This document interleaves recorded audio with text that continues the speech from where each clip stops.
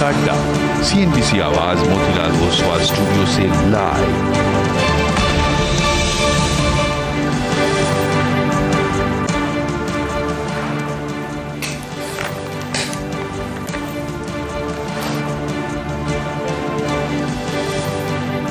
नमस्कार, स्वागत है आप सभी का CNBC आवाज मोतीलाल ओसवाल स्टूडियोज में। हफ्ते का पहला कारोबारी सत्र और मार्केट में आज कुछ वॉलेटिलिटी देखने को मिल रही है। क्या हो आपकी क्लोजिंग की रणनीति, उसकी करेंगे बातचीत, लेकिन पहले हेडलाइंस। बाजार में वॉलेटिलिटी, निफ्टी में दम, रिलायंस की वजह से निफ्टी में 0.4% की तेजी, लेकिन बैंक निफ्टी और मिड कैप में दबाव। RSIL के डीमर्जर की रिकॉर्ड डेट तय होने से रिलायंस इंडस्ट्रीज में आज दिखी तेजी। शेयर 4% के उछाल के साथ इस साल के शिखर पर पहुंचा। मार्केट कैप 18 लाख करोड़ रुपए के पार। मेटल शेयरों में चमक, निफ्टी मेटल इंडेक्स करीब 1.5% चढ़ा। टाटा स्टील 3% उछला, साथ ही सेल, JSPL, JSW स्टील में भी 2% की तेजी। और जून के लिए अच्छे हैं म्यूचुअल फंड के आंकड़े। इक्विटी में आया 8,000 करोड़ रुपए से ज्यादा का निवेश। स्मॉल कैप स्पेस में जमकर लगा पैसा, लेकिन लार्ज कैप से निकले 2,000 करोड़ रुपए। 14,700 करोड़ रुपए का हुआ SIP कंट्रीब्यूशन। पुनीत गोयनका और सुभाष चंद्रा को सैट से नहीं मिली राहत। सेबी आदेश पर अंतरिम रोक की याचिका खारिज। सेबी ने पुनीत गोयनका और सुभाष चंद्रा की डायरेक्टरशिप पर लगा रखी है रोक। और साइंस DLM ने निवेशकों की कराई जोरदार कमाई। शेयर 52% प्रीमियम के साथ 401 पर हुआ लिस्ट। चलिए, आज मार्केट देखकर मुझे एक फिल्म याद आती है हर्षदा। फिल्म का नाम था एक था टाइगर। वो सिर्फ आज एक ही टाइगर है हमारा, वो है रिलायंस इंडस्ट्रीज। और अगर आप उसको हटा दें मार्केट में तो कुछ खास है नहीं। इनफैक्ट पर निफ्टी का कंट्रीब्यूशन प्लेट लेकर आइए जरा, और देखते हैं किस तरीके का आज कंट्रीब्यूशन रिलायंस ने किया है। सुबह से निफ्टी 66 पॉइंट ऊपर और रिलायंस 88 पॉइंट ऊपर। सुबह मैं एक एनालॉजी यूज़ कर रहा था कि एक सिडनी के टेस्ट में इंडिया ने 191 रन बनाए थे, उसमें से VVS लक्ष्मण ने 160 रन बनाए थे। अब वो एनालॉजी भी काम नहीं करेगी, क्योंकि अब जितना निफ्टी ऊपर है उससे ज़्यादा रिलायंस ऊपर है। इसके लिए मैंने वो टाइगर वाली बात की। लेकिन अकेला रिलायंस काफ़ी इसने निफ्टी को संभाला आज। अगर रिलायंस नहीं होता तो मार्केट काफ़ी वीक रहता है। एक्चुअली आज स्क्रीन को देख के लग रहा है कि वीकनेस है, लेकिन निफ्टी ये कह नहीं रहा है आपको, क्योंकि निफ्टी ऊपर है 66 पॉइंट। लेकिन मिड कैप्स में देखिए आप, एडवांस डिक्लाइन कमज़ोर है। मिड कैप इंडेक्स 100 पॉइंट नीचे। मेटल शेयरों में ज़रूर थोड़ी तेज़ी रही है चाइना के फैक्टर को लेकर, और थोड़े नंबर्स यहाँ एक्सपेक्टेड हैं कि शायद अच्छे आएंगे, स्पेशली स्टील कंपनियों के। लेकिन ओवरऑल आज थोड़ा सा मार्केट में मतलब क्या कहें, जैसे कहते हैं इंडेक्स ऊपर है, लेकिन वो फीलिंग ऊपर वाली नहीं आ रही है मार्केट में अगर इंटरनल्स देखेंगे तो। मैं वही सोच रही थी, जिस दिन रिलायंस, और ऐसे बहुत कम दिन होते हैं जहां पर आपको रिलायंस में 4-5% की तेजी देखने को मिले, और उस दिन फिर आप देखें कि इंडेक्स में ज्यादा कुछ हो ही नहीं रहा है। तो है थोड़ा सा अंडरलाइंग वीकनेस नहीं कहेंगे, लेकिन कंसोलिडेशन का मूड जो पिछले हफ्ते देखने को मिला था वो अभी भी परसिस्ट कर रहा है। और ये कब तक टिकेगा ऐसा? क्या ये थोड़ा सा संकोच है नतीजों से पहले, या फिर कुछ और ही मार्केट को इस समय थोड़ा सा परेशान कर रहा है? नहीं, बिल्कुल हर तरह से आपने कहा ना। अभी मार्केट को देख के आप इस चार्ट को देख के ना कुछ कह नहीं सकते कि मार्केट कैसा, मतलब ये जैसे मैं और वीरू डिस्कस कर रहे थे, ये जैसे वेदर है, अब समझ में नहीं आ रहा अच्छा वेदर है खराब वेदर है, ठीक है ना। ये ऐसे ही मतलब ये आज की मार्केट देख के समझ नहीं आ रहा कि अच्छी मार्केट है या खराब मार्केट है। मार्केट में मैं एक चीज़ कहूँगा हर्षदा, मुझे लग रहा है कि एक थोड़ी सी माइनर करेक्शन की शुरुआत हुई है, खासतौर से ब्रॉडर मार्केट में। अभी हो सकता है 2-3 दिन ही चले, ज़्यादा ना चले, लेकिन फ्राइडे के मूव के बाद आज जिस तरीके से मिड कैप्स ने परफॉर्म किया है, 1/3% नीचे है। एडवांस डिक्लाइन आपका डिक्लाइंस के फेवर में। मुझे ऐसा लग रहा है कि मार्केट में कोई बहुत ज़्यादा तेज़ी अभी यहाँ पर फिलहाल नहीं है। 3-4 दिन का टाइम करेक्शन, प्राइस करेक्शन अगर हो जाए, निफ्टी एक बार के लिए अगर आपका 10 डे एक्सपोनेंशियल मूविंग एवरेज, मतलब even 20 day exponential moving average की तरफ चला है तो कोई बुराई नहीं है। हालांकि अभी के लिए हम अपने ट्रेलिंग स्टॉप लॉस को बचाकर चल रहे हैं, 19,300 को बचाकर चल रहे हैं, लेकिन थोड़ा सा मुझे लग रहा है कि एक संभलने की ज़रूरत है। हाँ, ऊपरी लेवल पर 19,523 का रेजिस्टेंस है, अगर उसको निकाल लिया हम, चाहे रिलायंस की वजह से निकालें, किसी की वजह से भी निकालें, तो शायद वापस तेज़ी की शुरुआत होगी। बैंक निफ्टी पर आज मेरा कोई व्यू है नहीं अजता, क्योंकि बैंक निफ्टी जिस तरीके से वॉलेटिलिटी दिखा रहा है इंट्राडे में, मुझे लगता नहीं कि यहाँ पर कोई ट्रेड है। बैंक निफ्टी से दूर ही रहें अभी कुछ टाइम के लिए। एक बार जरा क्लियर हो जाए मामला क्या है, उसके बाद ही एक कॉल लेंगे बैंक निफ्टी पर। जी हाँ, थोड़ा सा इंतजार करते हैं और उसके बाद इसको रिविजिट करेंगे वीरू। लेकिन बियॉन्ड RIL सिचुएशन कैसी दिख रही है स्टॉक स्पेसिफिकली? मेरे पास भी कुछ खास नहीं है हर्षदा, इट्स रिलायंस और रिलायंस। हाँ, हालांकि एक बात है कि आज मेटल्स चाइना फैक्टर के चलते थोड़ा बहुत स्टेबल थे, स्ट्रॉन्ग थे, और सुबह भी मोमेंटम था। अभी भी कुछ स्टॉक्स में है, कुछ स्टॉक्स अपने करियर के ऑल टाइम हाई पे हैं। मेटल्स ने एक सिग्निफिकेंट हुआ ऐड किया, सेल, वेदांता, हिंडाल्को, नाल्को 2.5, 2.5, 3.9 और करीब 4.4% OI बिल्डअप यहाँ पे देखा गया। मेटल्स में थोड़ी बहुत स्टेबिलिटी थी। अदर्स में अगर मैं कुछ इंडिविजुअल कैंडिडेट्स को देखूं, आई मीन सेक्टोरियल बास्केट से बाहर निकल के, तो यहाँ पे Reliance industries 15% long, huge OI buildup, 2700 पे स्ट्रॉन्ग पुट राइटिंग। ये मंथली कॉन्ट्रैक्ट में सबसे बड़ा कॉल राइटर्स का जोन था, अब ये पुट राइटर्स का जोन बन गया है। बाकी ICICI प्रू, डॉक्टर लाल पैथलैब, इन 3 स्टॉक फ्यूचर्स में सब्सटेंशियल बाइंग देखी गई हर्षदा। अदर्स में डालमिया भारत, HCL टेक्नोलॉजीज और आरती इंडस्ट्रीज और बालकृष्ण इंडस्ट्रीज, यहाँ पे काफ़ी शॉर्ट बना है। HCL टेक्नोलॉजी स्पेशली अर्निंग से पहले आज काफ़ी सब्सटेंशियल शॉर्ट बना, डालमिया भारत में शॉर्ट बना और बालकृष्ण इंडस्ट्रीज में शॉर्ट बना। और बैंक्स में HDFC बैंक में भी आज हायर लेवल्स पर फिर शॉर्ट बना। मतलब जैसे ही ये 1670, 65 की ट्रैजेक्टरी में आया, शॉर्ट बनना शुरू हुआ। एक्सिस बैंक और PNB, आज इनमें भी कुछ शॉर्ट्स विजिबल है। बट क्लियर कट अगर OI एडिशंस, ऑप्शन स्टैट्स किसी को सपोर्ट करते हैं तो it's Reliance and ICICI Pru हर्षदा। ओके, तो ये फिलहाल वो काउंटर्स जहां पर एक्शन बनता हुआ तेजी और मंदी की तरफ। कुछ और स्टॉक्स आपके लिए लेकर आते हैं जहां पर ट्रेंड ऐसा ही आपको देखने को मिला। दोनों तरफ के ट्रेड्स आपको क्लियरली मार्केट में दिखाई दे रहे हैं। तेजी वाले स्टॉक्स पहले आपकी स्क्रीन पर लेकर आते हैं और यहाँ पे वीरू ने कुछ इंटरेस्टिंग काउंटर्स का जिक्र किया, कुछ और जोड़ते हैं उस लिस्ट में जहां पर तेजी है। तो स्टील कंपनी में ऑफकोर्स टाटा स्टील 3.25% ऊपर। आज HDFC लाइफ में एक फॉलो थ्रू देखने को मिला है। ऑटो कंपनियों में एस्कॉर्ट्स में तेजी बनती हुई और टायर बिजनेस में हमने देखा है अपोलो सीएट जैसे काउंटर्स है जहां पर अच्छी खासी खरीदारी बनती दिखाई दी है। लेकिन दूसरी तरफ जो मंदी वाले काउंटर्स हैं, टाइटन जहां पर मॉर्गन स्टैनली की डिटेल रिपोर्ट आई है और उसके बाद हमने देखा है 2.5% का दबाव। पावर ग्रिड में करेक्शन, इंडिया मार्ट, आरती इंडस्ट्रीज, ये दूसरे काउंटर्स हैं जहां पर हमने देखा है कुछ करेक्शन साफ तौर से बनता हुआ दिखाई दिया है। तो ये फिलहाल ओवरऑल सिचुएशन स्टॉक स्पेसिफिकली, लेकिन कैसे ट्रीट करना है आपने अपनी पोजीशंस को, इस पर बात करेंगे हमारे पैनल से। आज शरद अवस्थी से समझेंगे फंडामेंटल्स। टेक्निकल एनालिसिस के लिए प्रकाश काबा, मानस जायसवाल, राजेश सातपुते, राजेश पालविया और नीलेश जैन हैं। फिर आज का जो बिग बॉय है, जो टाइगर है, वो है रिलायंस इंडस्ट्रीज। अब यहाँ पर 2 चीज़ें हुई हैं। एक तो जियो फाइनेंशियल सर्विसेज के डीमर्जर की रिकॉर्ड डेट आ चुकी है, साथ ही रिलायंस रिटेल को लेकर भी डेवलपमेंट्स है। वहाँ पर भी ऐसी सुगबुगाहट है कि शायद उस लिस्टिंग की तैयारी शायद करती हुई प्रोमोटर्स दिखाई दे, तो वो पूरा स्पेस फोकस में रखेंगे। 2:30 बजे जी मामले पर हम जोड़ेंगे प्रभुदास लीलाधर के जिनेश जोशी को, समझेंगे एग्जैक्टली यहाँ पर आपकी पोजीशनिंग क्या होनी चाहिए जिस तरह की खबरें उभर कर आ रही हैं।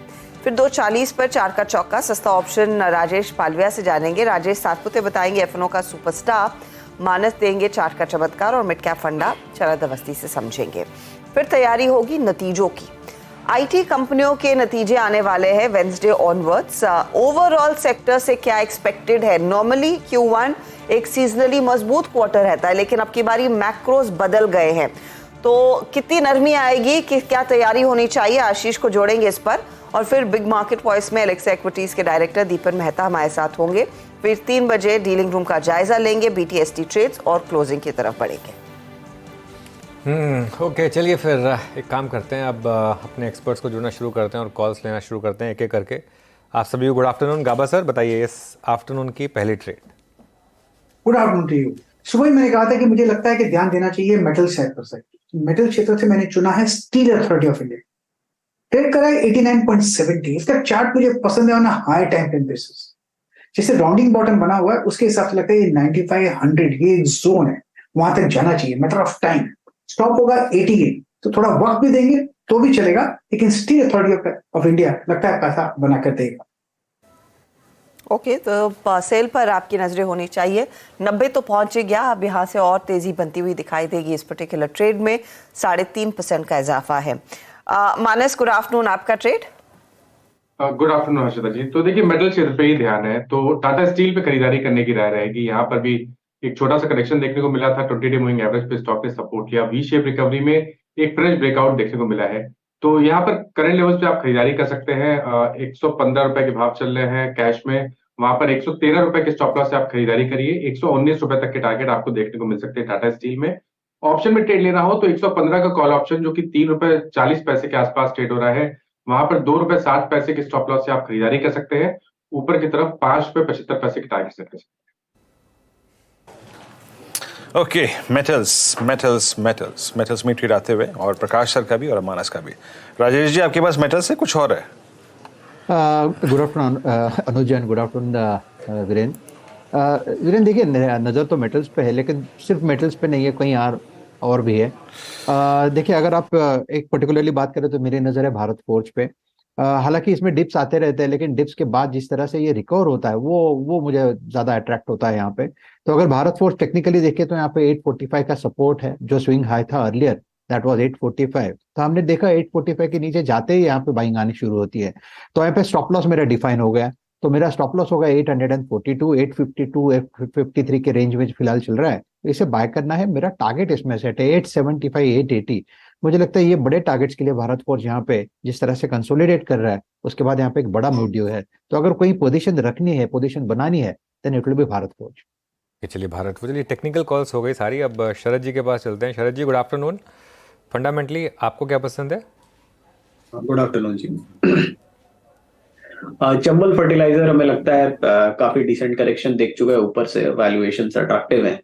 कंपनी यूरिया फर्टिलाइजर बनाने वाली देश की जानी मानी कंपनी है। लगभग 90% फर्टिलाइजर मार्केट जो इंडिया में है उसको वो केटर करते हैं। पिछले कुछ समय में जो 8-10 प्रोडक्ट्स उन्होंने लॉन्च किए हैं, वहां से लगभग 9-10% ऑफ रेवेन्यू आ रहा है। एक टेक्निकल अमोनियम नाइट्रेट का वो प्रोजेक्ट पे काम कर रहे हैं, लगभग 1650-1700 करोड़ का प्रोजेक्ट है। FY26 के एंड तक उससे भी जो फायदा होना चाहिए वो आने लगना चाहिए। उसके बिना भी हमें लगता है जैसे अमोनिया के प्राइसेस गिरे हैं तो थोड़ा बहुत उनको नुकसान होगा, बट गैस के प्राइसेस नीचे हैं तो उसका भी फायदा होना चाहिए। और बेसिकली सब्सिडी जो आउटस्टैंडिंग है वो कम होनी चाहिए, क्योंकि सब्सिडी की रिक्वायरमेंट कम हो जाएगी गैस के प्राइसेस नीचे आने से। हमारा ये मानना है कि अगले 2 साल में जैसे जैसे ये मार्जिन इंप्रूवमेंट नॉर्मलाइज होती है, काफी इंप्रूवमेंट कंपनी के नंबर्स में देखने मिलनी चाहिए। टॉप लाइन के लेवल पे 8 से 10% ग्रोथ और बॉटम लाइन के लेवल पे 25 से 26% जैसी CAGR रहनी चाहिए अगले 2 साल में। तो हम ये उम्मीद कर रहे हैं कि FY25 में लगभग 40 रुपए के आसपास की कंपनी अर्निंग्स रिपोर्ट करेगी। तो 10-11 टाइम का मल्टीपल आसानी से मिलना चाहिए। 5-1% के आसपास की डिविडेंड यील्ड भी आ जानी चाहिए अगर कंपनी 20-25% का पे आउट रेशियो फॉलो करती है। तो लगता है काफी डिसेंट बेट है 400 से 450 रुपए के लक्ष्य के लिए। ओके, चंबल फर्टिलाइजर्स यहाँ पर इस समय आपको लगानी है बेट। पॉली कैब एक बार लेकर आइए। पॉली कैब में अच्छा मूव आज, और PFC, ये दोनों स्टॉक्स अच्छे मोमेंटम है। पॉली कैब डे हाई पर और PFC भी डे हाई पर। शरद जी, कोई व्यू आपका पॉली कैब पर? एक शानदार मूव रहा है स्टॉक में। और देखिए, नंबर्स भी अच्छे रहे हैं और महाराष्ट्र वगैरह में इनके प्रोडक्ट्स की जो पुल साइड डिमांड है वो भी काफी अच्छी रहती है। बट ये वैल्यूएशन पे मुझे लगता है जो एक्सपेक्टेशन है 15-16% ग्रोथ की है अगले 2-3 साल में। स्टॉक ऑलरेडी लगभग 35-36 टाइम 1 ईयर फॉरवर्ड पे ट्रेड कर रहा है। तो मुझे लगता है बहुत ज्यादा अपसाइड इसमें तो नहीं बनती है। PFC में मुझे लगता है अभी भी स्कोप है। ये 0.8-0.9 times price to book trailing trade कर रहा है। और जैसा हम डिस्ट्रीब्यूशन कंपनीज में इंप्रूवमेंट की उम्मीद कर रहे हैं आने वाले समय में, और जितना बड़ा T&D पे खर्च की भी उम्मीद कर रहे हैं, उसका फायदा PFC को होना चाहिए। तो मुझे लगता है PFC में अभी भी स्कोप है कि आपको यहाँ से एटलीस्ट 15 से 20% और अपसाइड आसानी से मिल जाए। बट पॉलीकैब मुझे नहीं लगता कि यहाँ से ज्यादा स्कोप बचता है। ओके, आपने अभी शरद जी के कमेंट सुने इन स्टॉक्स पे। अब आते हैं कुछ और स्टॉक्स पे जो कि एक सब्सटेंशियल OI लेके आज ऐड कर रहे हैं। अब तक के सेशन में एक बहुत ही क्लीन चार्ट अगर आप देखें जो कि हायर लेवल्स पे सस्टेन कर रहा है, दैट्स डॉक्टर लाल पैथलैब। इसका जिक्र मैंने OI की समरी में भी किया था। मानस, अब ये मतलब जब ये 200 EMA को क्रॉस कर रहा था, आई मीन जून के लास्ट वीक में जब रोलओवर्स हो रहे थे, उस वक्त थोड़ा डाइसी लग रहा था, क्योंकि फेलियर और रिवर्सल पिछले 2-3 इंस्टेंसेस में 200 EMA के ऊपर से आए थे। लेकिन अब ये पुल बैक सीरियस हो गया है। अब ये सितंबर 2021 से आ रही उस फॉलिंग चैनल के, डायरेक्टर साहब अगर लॉन्गर टर्म चार्ट होगा तो प्लीज रखिएगा, उस फॉलिंग चैनल को बहुत अच्छी तरीके से काट रहा है विद स्ट्रॉन्ग एडिशन। मानस, आपका पोजिशनल ट्रेड से व्यू क्या है डॉक्टर लाल पैथले पे? देखिए, पैटर्न बहुत पॉजिटिव है। आप चाहे वीकली चार्ट पे ये देखेंगे तो वीकली चार्ट पे भी जितने इंपॉर्टेंट मूविंग एवरेजेस हैं उन सबको ब्रीच कर दिया है। जो लास्ट मूविंग एवरेज था वो 100 वीक मूविंग एवरेज था, उसको भी पिछले हफ्ते स्टॉक ने ब्रीच कर दिया, उसके ऊपर निकला है। और पैटर्न को देख के लग रहा है कि ये 2625-2650 की रेंज में जाने को तैयार है। कभी भी कोई करेक्शन देखने को मिले तब खरीदारी करें। करंट लेवल्स पर नहीं, 4 दिनों की रैली देखने को मिली है तो शायद एक छोटा सा करेक्शन देखने को मिले तो 2350 से लेकर 2300 वो एक बहुत बढ़िया रेंज है जहां पर आप खरीदारी कर सकते हैं, स्टॉक को अक्मुलेट कर सकते हैं। 2200 रुपए के नीचे स्टॉप लॉस लगाइए और 2625 के टारगेट सेट करिए। पैथलैब्स पर एक अपॉर्चुनिटी तेजी के साथ बनती हुई करीब 1-1.5% ऊपर काउंट है। इनफैक्ट इंश्योरेंस कंपनियां रेडार पर लेकर आएंगे। ट्रेंडिंग काउंटर्स में मैंने जिक्र किया था HDFC लाइफ का। ICICI प्रू आपकी स्क्रीन पर आएगा, 3% ऊपर है काउंटर।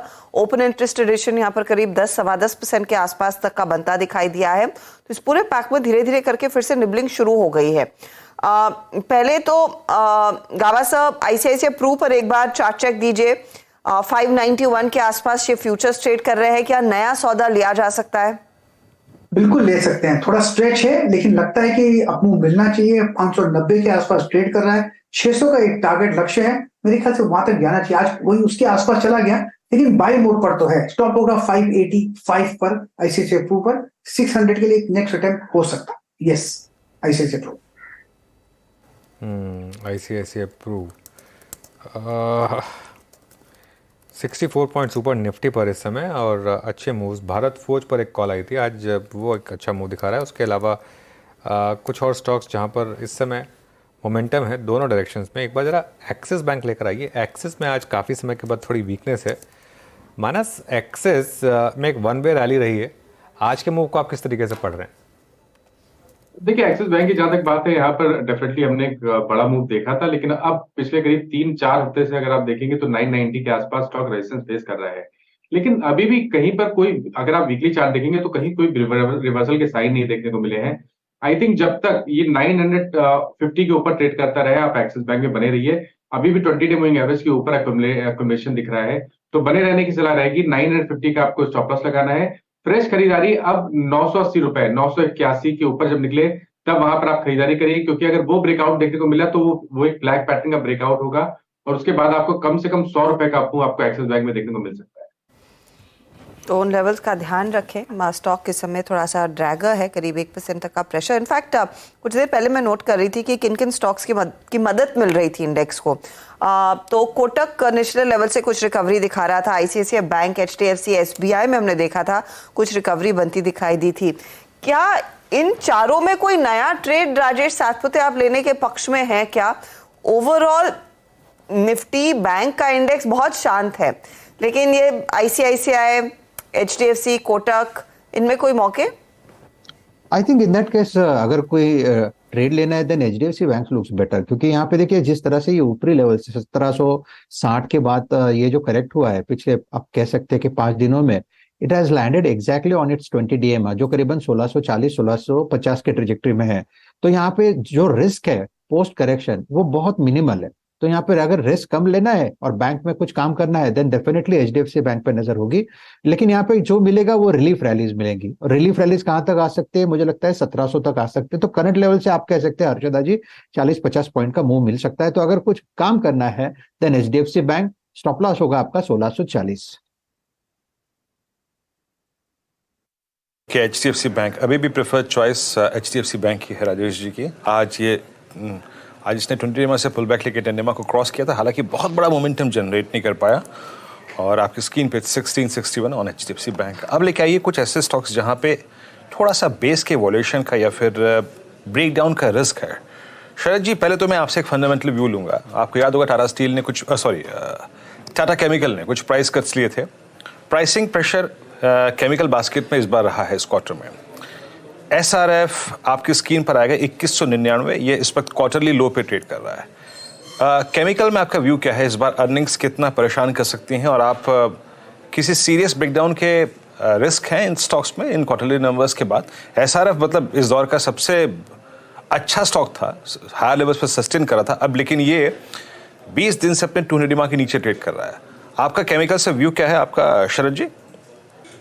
देखिए, एसआरएफ, नवीन फ्लोरिन या गुजरात फ्लोरो, ये सब कंपनीज पे आपको थोड़ा लॉन्ग टर्म व्यू रखना होगा, क्योंकि हाइड्रोजनेशन और फ्लोरिनेशन दोनों साथ में चलना चाहिए। तो जैसे जैसे हाइड्रोजन वाला बिजनेस बढ़ना चालू होता है, इनको उससे काफी बड़ा फायदा होना चाहिए। और जितनी भी कंपनीज फ्लोरिनेटेड केमिकल्स में काम कर रही हैं, वहां पे वो थोड़ा कॉम्प्लेक्स केमिकल पोजिशनिंग है और उसको थोड़ा सा टाइम लगता है। तो इन स्टॉक्स में रिसेंटली अब ये जो करेक्शन आ गई है, मुझे नहीं लगता कि यहाँ से बहुत ज्यादा डाउनसाइड की गुंजाइश बचती है। पीक पे हो सकता है आप कह सकते थे कि थोड़ी वैल्यूएशन एक्सपेंसिव थी, बट इन लेवल से मुझे नहीं लगता कि ज्यादा करेक्शन की गुंजाइश है। लॉन्ग टर्म में गुजरात फ्लोरो में मुझे लगता है 4 से 4,500 तक के लक्ष्य आसानी से संभव है, बट आपको 2 से 3 साल का होराइजन एटलीस्ट रखना होगा। एक आधे क्वार्टर खराब आ सकते हैं, बट मुझे नहीं लगता कि इतना मटेरियली कुछ खराब आएगा जिस तरीके की प्राइस इरोजन हम देख रहे हैं। और ज्यादातर केमिकल स्टॉक्स में मुझे लगता है कि वर्स्ट इज प्राइस्ड इन। पिछले क्वार्टर के भी रिजल्ट्स के जब हमारे प्रीव्यू फाइनल रिजल्ट्स आए, तो जितने भी सेक्टर्स हम कवर करते हैं, सबसे ज्यादा पॉजिटिवली हमने केमिकल्स ने ही सरप्राइज किया। तो एक्सपेक्टेशंस बहुत ज्यादा सबड्यूड है, तो पॉसिबिलिटी ये बहुत कम है कि यहाँ से कुछ निगेटिव और ज्यादा आएगा जो प्राइसेस में और करेक्शन क्रिएट करेगा। रादर हो सकता है आपको कुछ रिलीफ रैली देखने को मिले। देखिए, वैसे मार्केट का हाल थोड़ा ख़राब है। ये निफ्टी आपको भले ही ना बता रहा हूँ, लेकिन बैंक निफ्टी भी अब 100 पॉइंट नीचे, और मिड कैप इंडेक्स में तो अब अच्छी गिरावट है। एक बार एडवांस डिक्लाइन की वो प्लेट लेकर आते हैं, वो लाइंस वाली, उसमें आपको दिखाई देगा किस तरीके से एडवांसेस नीचे आ रहे हैं, डिक्लाइंस बढ़ रहे हैं। ये देखिए, गैप वाइडन हो रहा है फिर से एक बार, और ये थोड़ी सी पिक्चर ख़राब हो रही है। एक और स्टॉक की बात करते हैं, महिंद्रा एंड महिंद्रा। इसकी ईवी कारोबार में हिस्सा बेचने की फ़िलहाल कोई योजना नहीं है, लेकिन group MD and CEO Anish Shah ने हमारे सिस्टर चैनल CNBC TV 18 के साथ एक एक्सक्लूसिव बातचीत में कहा है कि कंपनी के पास अभी काफ़ी कैश है और फिलहाल के लिए उनको अभी कोई पैसा जुटाने की ज़रूरत नहीं है। We have never actively looked for funding in our EV business. Even when BII came in, we had discussions with them at that point on a variety of things across the group, and they were very interested in EV. And we said that we have enough capital, we are generating enough funds in our auto business, so we really don't need it right now. BII has come in with a 2.5 to 3% stake, and we may look at another 2.5 to 3% stake at some point in time. और आज M&M clearly वो जब से denial आया तब से stock में थोड़ी सी प्रॉफिट टेकिंग आई। ध्यान रखिएगा, एक वन वे रैली हुई थी इसमें। शरद जी, अगर किसी के पास है M&M तो प्रॉफिट बुक करें या अभी भी पोर्टफोलियो में होल्ड है? नहीं, होल्ड करना चाहिए। मुझे लगता है जैसे नंबर्स की एक्सपेक्टेशन है, इस साल भी हम एक्सपेक्ट कर रहे हैं कि लगभग 94-95 रुपए के आसपास की अर्निंग आनी चाहिए। और सेक्टर मोरलेस वेल इंसुलेटेड लगता है। कोई डिमांड साइड प्रॉब्लम अगले 2-3 क्वार्टर तो एटलीस्ट दिखनी नहीं चाहिए किसी भी ऑटो कंपनी के लिए। महिंद्रा में भी वही आपको फायदा रहेगा। तो मुझे लगता है अगर 15-17 टाइम तो चल रहा है, 20 टाइम के आसपास, 18 से 19-20 टाइम आसानी से कंपनी ट्रेड कर सकती है, जैसा माहौल है। और रॉ मटेरियल प्रेशर कुछ है नहीं, तो 95-100 रुपए की अर्निंग पे आप अगर 20 टाइम पकड़ो तो मेरे हिसाब से यहाँ से भी आपको 1750-1800 तक के लक्ष्य मिल सकते हैं इस काउंटर। 1700 तक जाने की क्षमता रखता है। अच्छा, फिलहाल प्लान्स नहीं है, लेकिन कई सारे निवेशक इनको अप्रोच करते रहते हैं। ये भी अनीश शाह ने कहा था उस कॉन्वर्सेशन में। और अगर बेचेंगे तो 2 से 3% हिस्सा ही आगे बेचेंगे। फिलहाल उस पर कोई सहमति नहीं बनी है, ना ही कोई एक ऐसा प्रपोजल आया है जो कंपेलिंग हो। इस बीच टाटा मोटर्स आपकी स्क्रीन पर लेकर आएंगे, जहां पर आज M&M कुछ करेक्ट कर रहा है। टाटा मोटर्स अब 0.74% ऊपर, वरना इसने ज्यादातर समय 1% से ज्यादा की तेजी दिखाई है। यही नहीं, आयशर मोटर्स में भी एक अच्छा पुल बैक देखने को मिला। और टाटा मोटर्स पर जो परसों हम वो डेटा पॉइंट्स JLR की बिक्री के आंकड़े देख रहे थे, उसके बाद कई ब्रोकरेजेस ने अपना बाय कॉल दिया है। इनफैक्ट 690 की बात CLSA भी करता है, तो उसका भी कुछ योगदान है। एक महीने में 10% के रिटर्न्स दे चुका है ये काउंटर। अब मानस, अगला पड़ाव टाटा मोटर्स के लिए क्या रहेगा? ये लार्जली 52 वीक हाई पर ही ट्रेड कर रहा है। देखिए, ये बहुत बड़ा ब्रेकआउट है, क्योंकि काफी समय के बाद हमने 600 के ऊपर के लेवल्स देखे हैं और लॉन्ग टर्म चार्ट पे ब्रेकआउट है, ब्लैक पैटर्न का ब्रेकआउट आपको देखने को मिला है। तो बिल्कुल ये रैली अभी भी शायद कंटिन्यू रहेगी। कभी भी कोई करेक्शन देखने को मिले, और अगर आप पोजिशनल ट्रेडर है तो आप तो अभी भी खरीदारी कर सकते हैं। और स्पेशली जब तक 20 डे मूविंग एवरेज के ऊपर स्टॉक ट्रेड कर रहा है तब तक तो हर लेवल पे कंफर्ट आता है। तो अभी भी खरीदारी करने की राय रहेगी। पोजिशनल बेसिस पे आपको स्टॉप लॉस बड़ा रखना है 580 रुपए का, लेकिन जो ब्रेकआउट हमें चार्ट्स पे देखने को मिला है उसके टारगेट 725 रुपए के आते हैं। तो करंट लेवल से 100 रुपए की तेजी देखने को मिल सकती है। तो आप हर गिरावट पे खरीदारी करिए और 580 रुपए के नीचे स्टॉप लॉस लगाइए। ओके, टाटा मोटर्स हर गिरावट पर खरीदारी करिए और 580 रुपये के नीचे का स्टॉप लॉस लगाइए। चलिए, अब जो हमने बात की थी शो के शुरू में कि आज मार्केट में क्लियरली बस एक ही टाइगर रिलायंस, उसकी बात करते हैं। और वो जो डीमर्जर रिलायंस का होना है उसकी रिकॉर्ड डेट आई और आज अच्छी तेज़ी स्टॉक में, इनफैक्ट 52 वीक हाई पर ये स्टॉक इस समय। अब यतिन के पास चलते हैं और जान लेते हैं कि क्या एग्जैक्टली आया और क्यों मार्केट में इतनी तेजी से स्टॉक को लेकर। Yatin, good afternoon. और रिलायंस इंडस्ट्रीज की अगर बात करें तो ऑब्वियसली काफ़ी सारे ट्रिगर पॉइंट्स आपको वीकेंड पे आते हुए नजर पड़े। सबसे पहले एनसीएलटी ने स्कीम ऑफ अरेंजमेंट को मंजूरी दी, जहां जियो फाइनेंशियल सर्विसेज अब रिलायंस इंडस्ट्रीज के साथ का जो डीमर्जर है वो स्वरूप पाता हुआ दिखाई देगा। और जहां तक कि जियो फाइनेंशियल सर्विसेज का सवाल है, 20 जुलाई को रिकॉर्ड डेट रखी गई है, जिसके बाद आपको ये डीमर्ज शेयर 1:1 के रेशियो मिलेगा। इसका मतलब सिंपल टर्म्स में ये है, अगर आपके पास एक शेयर रिलायंस इंडस्ट्रीज का है तो आपके पास जियो फाइनेंशियल सर्विसेज का एक शेयर आएगा।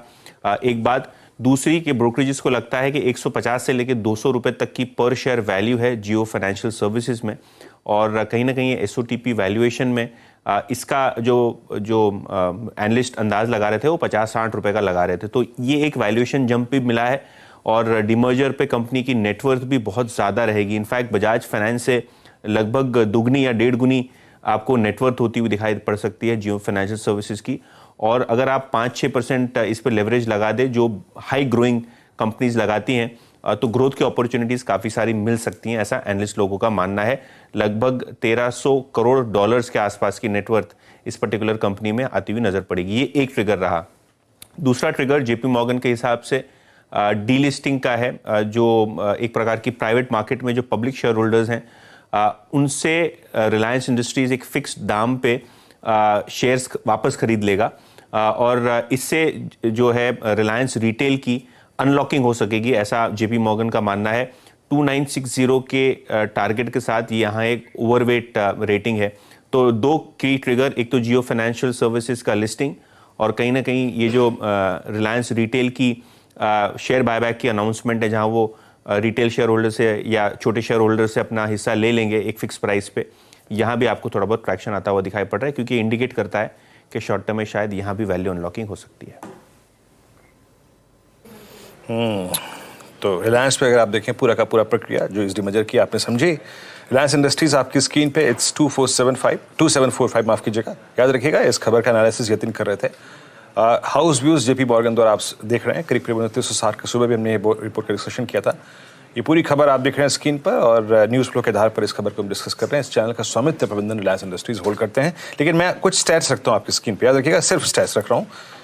एक न्यूज़ फ्लो और आई थिंक उसका इम्पैक्ट, लेकिन इस इम्पैक्ट के साथ इस स्टॉक की आज की जो क्लोजिंग होगी वो इसकी ट्रेजेक्ट्री को बिल्कुल बदल कर देगी। मानस ध्यान दीजिएगा, मैं सुबह भी इनफैक्ट इसके ऑप्शन सेट दिख रहा था। 2700 पे पहले सबसे बड़ा मंथली कॉल आइटर था, सुबह सुबह 11313 का आउटस्टैंडिंग वाई था। अब यहाँ पे 2800 की कॉल में वो कंसंट्रेशन हो गया है। 11585 कॉन्ट्रैक्ट, जब ये दिन बात कर रहे थे मैं डेटा निकाल रहा था उस वक्त, और करीब करीब अब जो पुट राइटिंग है वो 2700 पे और 2750 पे विजिबल है। आपका व्यू क्या कहता है? अब यहां से कैसे ट्रेड करना चाहिए रिलायंस इंडस्ट्रीज को, और आपके पास लॉन्ग है तो उस पर ट्रेलिंग एसएल क्या आएगा? तो देखिए बहुत पॉजिटिव है। एक अगर आप वीकली चार्ट पे जाएंगे तो एक चैनल का ब्रेकआउट देखने को मिला है, उसके अपर बैंड को स्टॉक ने ब्रीच किया है। अब अगर हमें इस चैनल के टारगेट सेट करने होंगे तो वो 3200 रुपए के आते हैं, और मैंने बहुत बार 3100 रुपए की बात की थी रिलायंस पे। लेकिन अब जो फ्रेश ब्रेकआउट देखने को मिला है उसमें आप अपने टारगेट को रिवाइज करके 3200 रुपए कर सकते हैं। और 20 डे मूविंग एवरेज ध्यान रखिए 2575 के ऊपर जब तक ट्रेड करता रहेगा रिलायंस में जो पॉजिटिविटी है वो बनी रहेगी, इसलिए हर गिरावट पे खरीदारी करिए। मैं normally at the money call option की बात करता हूं, लेकिन आई थिंक चांस लेना चाहिए क्योंकि एक बड़ा मूव देखने को मिल सकता है करंट लेवल से भी। इसलिए इस मंथ का 2800 वाला कॉल ऑप्शन जो 28 रुपए के आसपास ट्रेड हो रहा है, आप वहां पर खरीदारी करिए। वहां पर रिस्क रिवॉर्ड बहुत बढ़िया आता है। 14 रुपीज के स्टॉप लॉस से आप खरीदारी करिए और स्टॉक को आई थिंक इस ऑप्शन को छोड़ देना चाहिए, इस पूरे मंथ के लिए वेट करना चाहिए, क्योंकि अगर यहाँ पर 3000 के भाव भी रिलायंस में देखने को मिलेंगे तो इस ऑप्शन के भाव 200 रुपए के आसपास होंगे। तो 3000 रुपए बहुत मुश्किल नहीं है रिलायंस के लिए इस मंथ पे टेस्ट करना। तो मैं बहुत पॉजिटिव हूँ और मैं रिकमेंड करता हूँ कि 2800 को जो कॉल ऑप्शन 28 रुपए पे ट्रेड हो रहा है, वहां पर 14 रुपए के स्टॉप लॉस से खरीदारी करनी चाहिए। और याद रखिएगा इसका ऑल टाइम हाई जो इसने लगाया था मई 2022 में, वो था करीब 2862 रुपए का, और वही मई से लेकर अब तक की जो एक स्लोपिंग डाउनवर्ड चैनल थी वो बहुत स्ट्रांगली बाइसेक्ट होने के चांसेस नजर आ रहे हैं। इसीलिए मैं वो ऑप्शन स्टैट्स दे रहा था। हालांकि याद रखिएगा ये कमेंट्री क्योंकि पॉजिटिव है मानस की, एक बार फिर से इस चैनल का स्वामित्व प्रबंधन रिलायंस इंडस्ट्रीज होल्ड करते हैं। इस न्यूज फ्लो के आधार पे और टेक्निकल सेटअप पे और ऑप्शन सेटअप पे हम बात कर रहे थे। अब आते हैं एक और ग्रुप पे। अदानी ग्रुप के स्टॉक्स आज एक सब्सटेंशियल तेजी लेके ट्रेड कर रहे हैं। अदानी एंटरप्राइजेस 2460 पे एग्जैक्टली स्ट्राइक कर रहा है अपने 200 डे एक्सपोनेंशियल मूविंग एवरेज को। ये कुछ दिनों से क्लस्टर में ट्रेड कर रहा है। एसीसी, अंबुजा दोनों ही स्टॉक्स डे हाई पर आ रहे हैं। मेरे स्क्रीन पे स्विंग्स इन डेरिवेटिव सबसे स्ट्रांग और एक्टिव कहीं पर है तो वो है ये स्टॉक्स इस वक्त है। सिर्फ इंटरडे प्रोस्पेक्टिव से एक बार देखिएगा राजेश जी, आपको कोई ट्रेड लेना है अगर एसीसी अंबुजा में? वीरेंद्र जी देखिए, एसीसी अंबुजा इन दोनों का स्ट्रक्चर अगर आप टेक्निकली देखें तो वीक थे। हालांकि आज यहाँ पे जो सेल था उसके बाद यहाँ पे पूरी रिकवरी है, लेकिन अगर आपको स्ट्रक्चर वाइज तो आपने जिसका जिक्र किया वो है अडानी एंटरप्राइजेस। मुझे वहां पे स्ट्रक्चर बहुत बढ़िया लगता है। मेरे हिसाब से कम 2520 तक का स्विंग अडानी एंटरप्राइजेस में मिलना चाहिए। तो अगर ये ट्रेड आपको प्ले करना है तो आपका स्टॉप लॉस थोड़ा, क्योंकि काउंटर वोलेटाइल ज्यादा है तो आपको स्टॉप लॉस बड़े रखने पड़ते हैं, दैट इज द प्रॉब्लम। लेकिन अडानी में ही मुझे लगता है अगर स्विंग प्ले करना है तो 2520 का टारगेट लेके काम करे, स्टॉप लॉस रखे 2430 का। अडानी एंटरप्राइजेस में एक ट्रेड लेने की सलाह। अच्छा, इस बीच आप देखिएगा एस्कॉर्ट्स कुबोटा यहाँ पर भी एक अच्छा खासा मोमेंटम 2.5% ऊपर और 14-15% का ओआई एडिशन देखने को मिल रहा है। ये शायद मॉनसून में जो अचानक पिकअप हमने देखा है उसके चलते ओवरऑल सिचुएशन ट्रैक्टर बिक्री की इम्प्रूव होने के आसार हो सकते हैं। ये टाइम ही बताएगा, अगले महीने के डेटा पॉइंट्स देखेंगे तभी वो क्लियर होगा। लेकिन गाबा साहब, जिस तरह से ये स्टॉक फिर चलने लगा है, 2262 के लेवल्स आ चुके हैं कैश में, और फ्यूचर्स में तो यहाँ पर हम देख रहे हैं 2275 के आसपास। एस्कॉर्ट्स कुबोटा अब क्या इस तेजी में और खरीदारी करनी चाहिए? बाई मोड पर तो है, तो 2150 एक स्ट्रॉन्ग सपोर्ट जोन था, उसके ऊपर ही ट्रेड कर रहा है। अब 2200 एक हायर ट्रेंड बन गया, अब ट्रेड कर रहा है 2265। मुझे लगता है 2300 की तरफ जा रहा है, matter of time.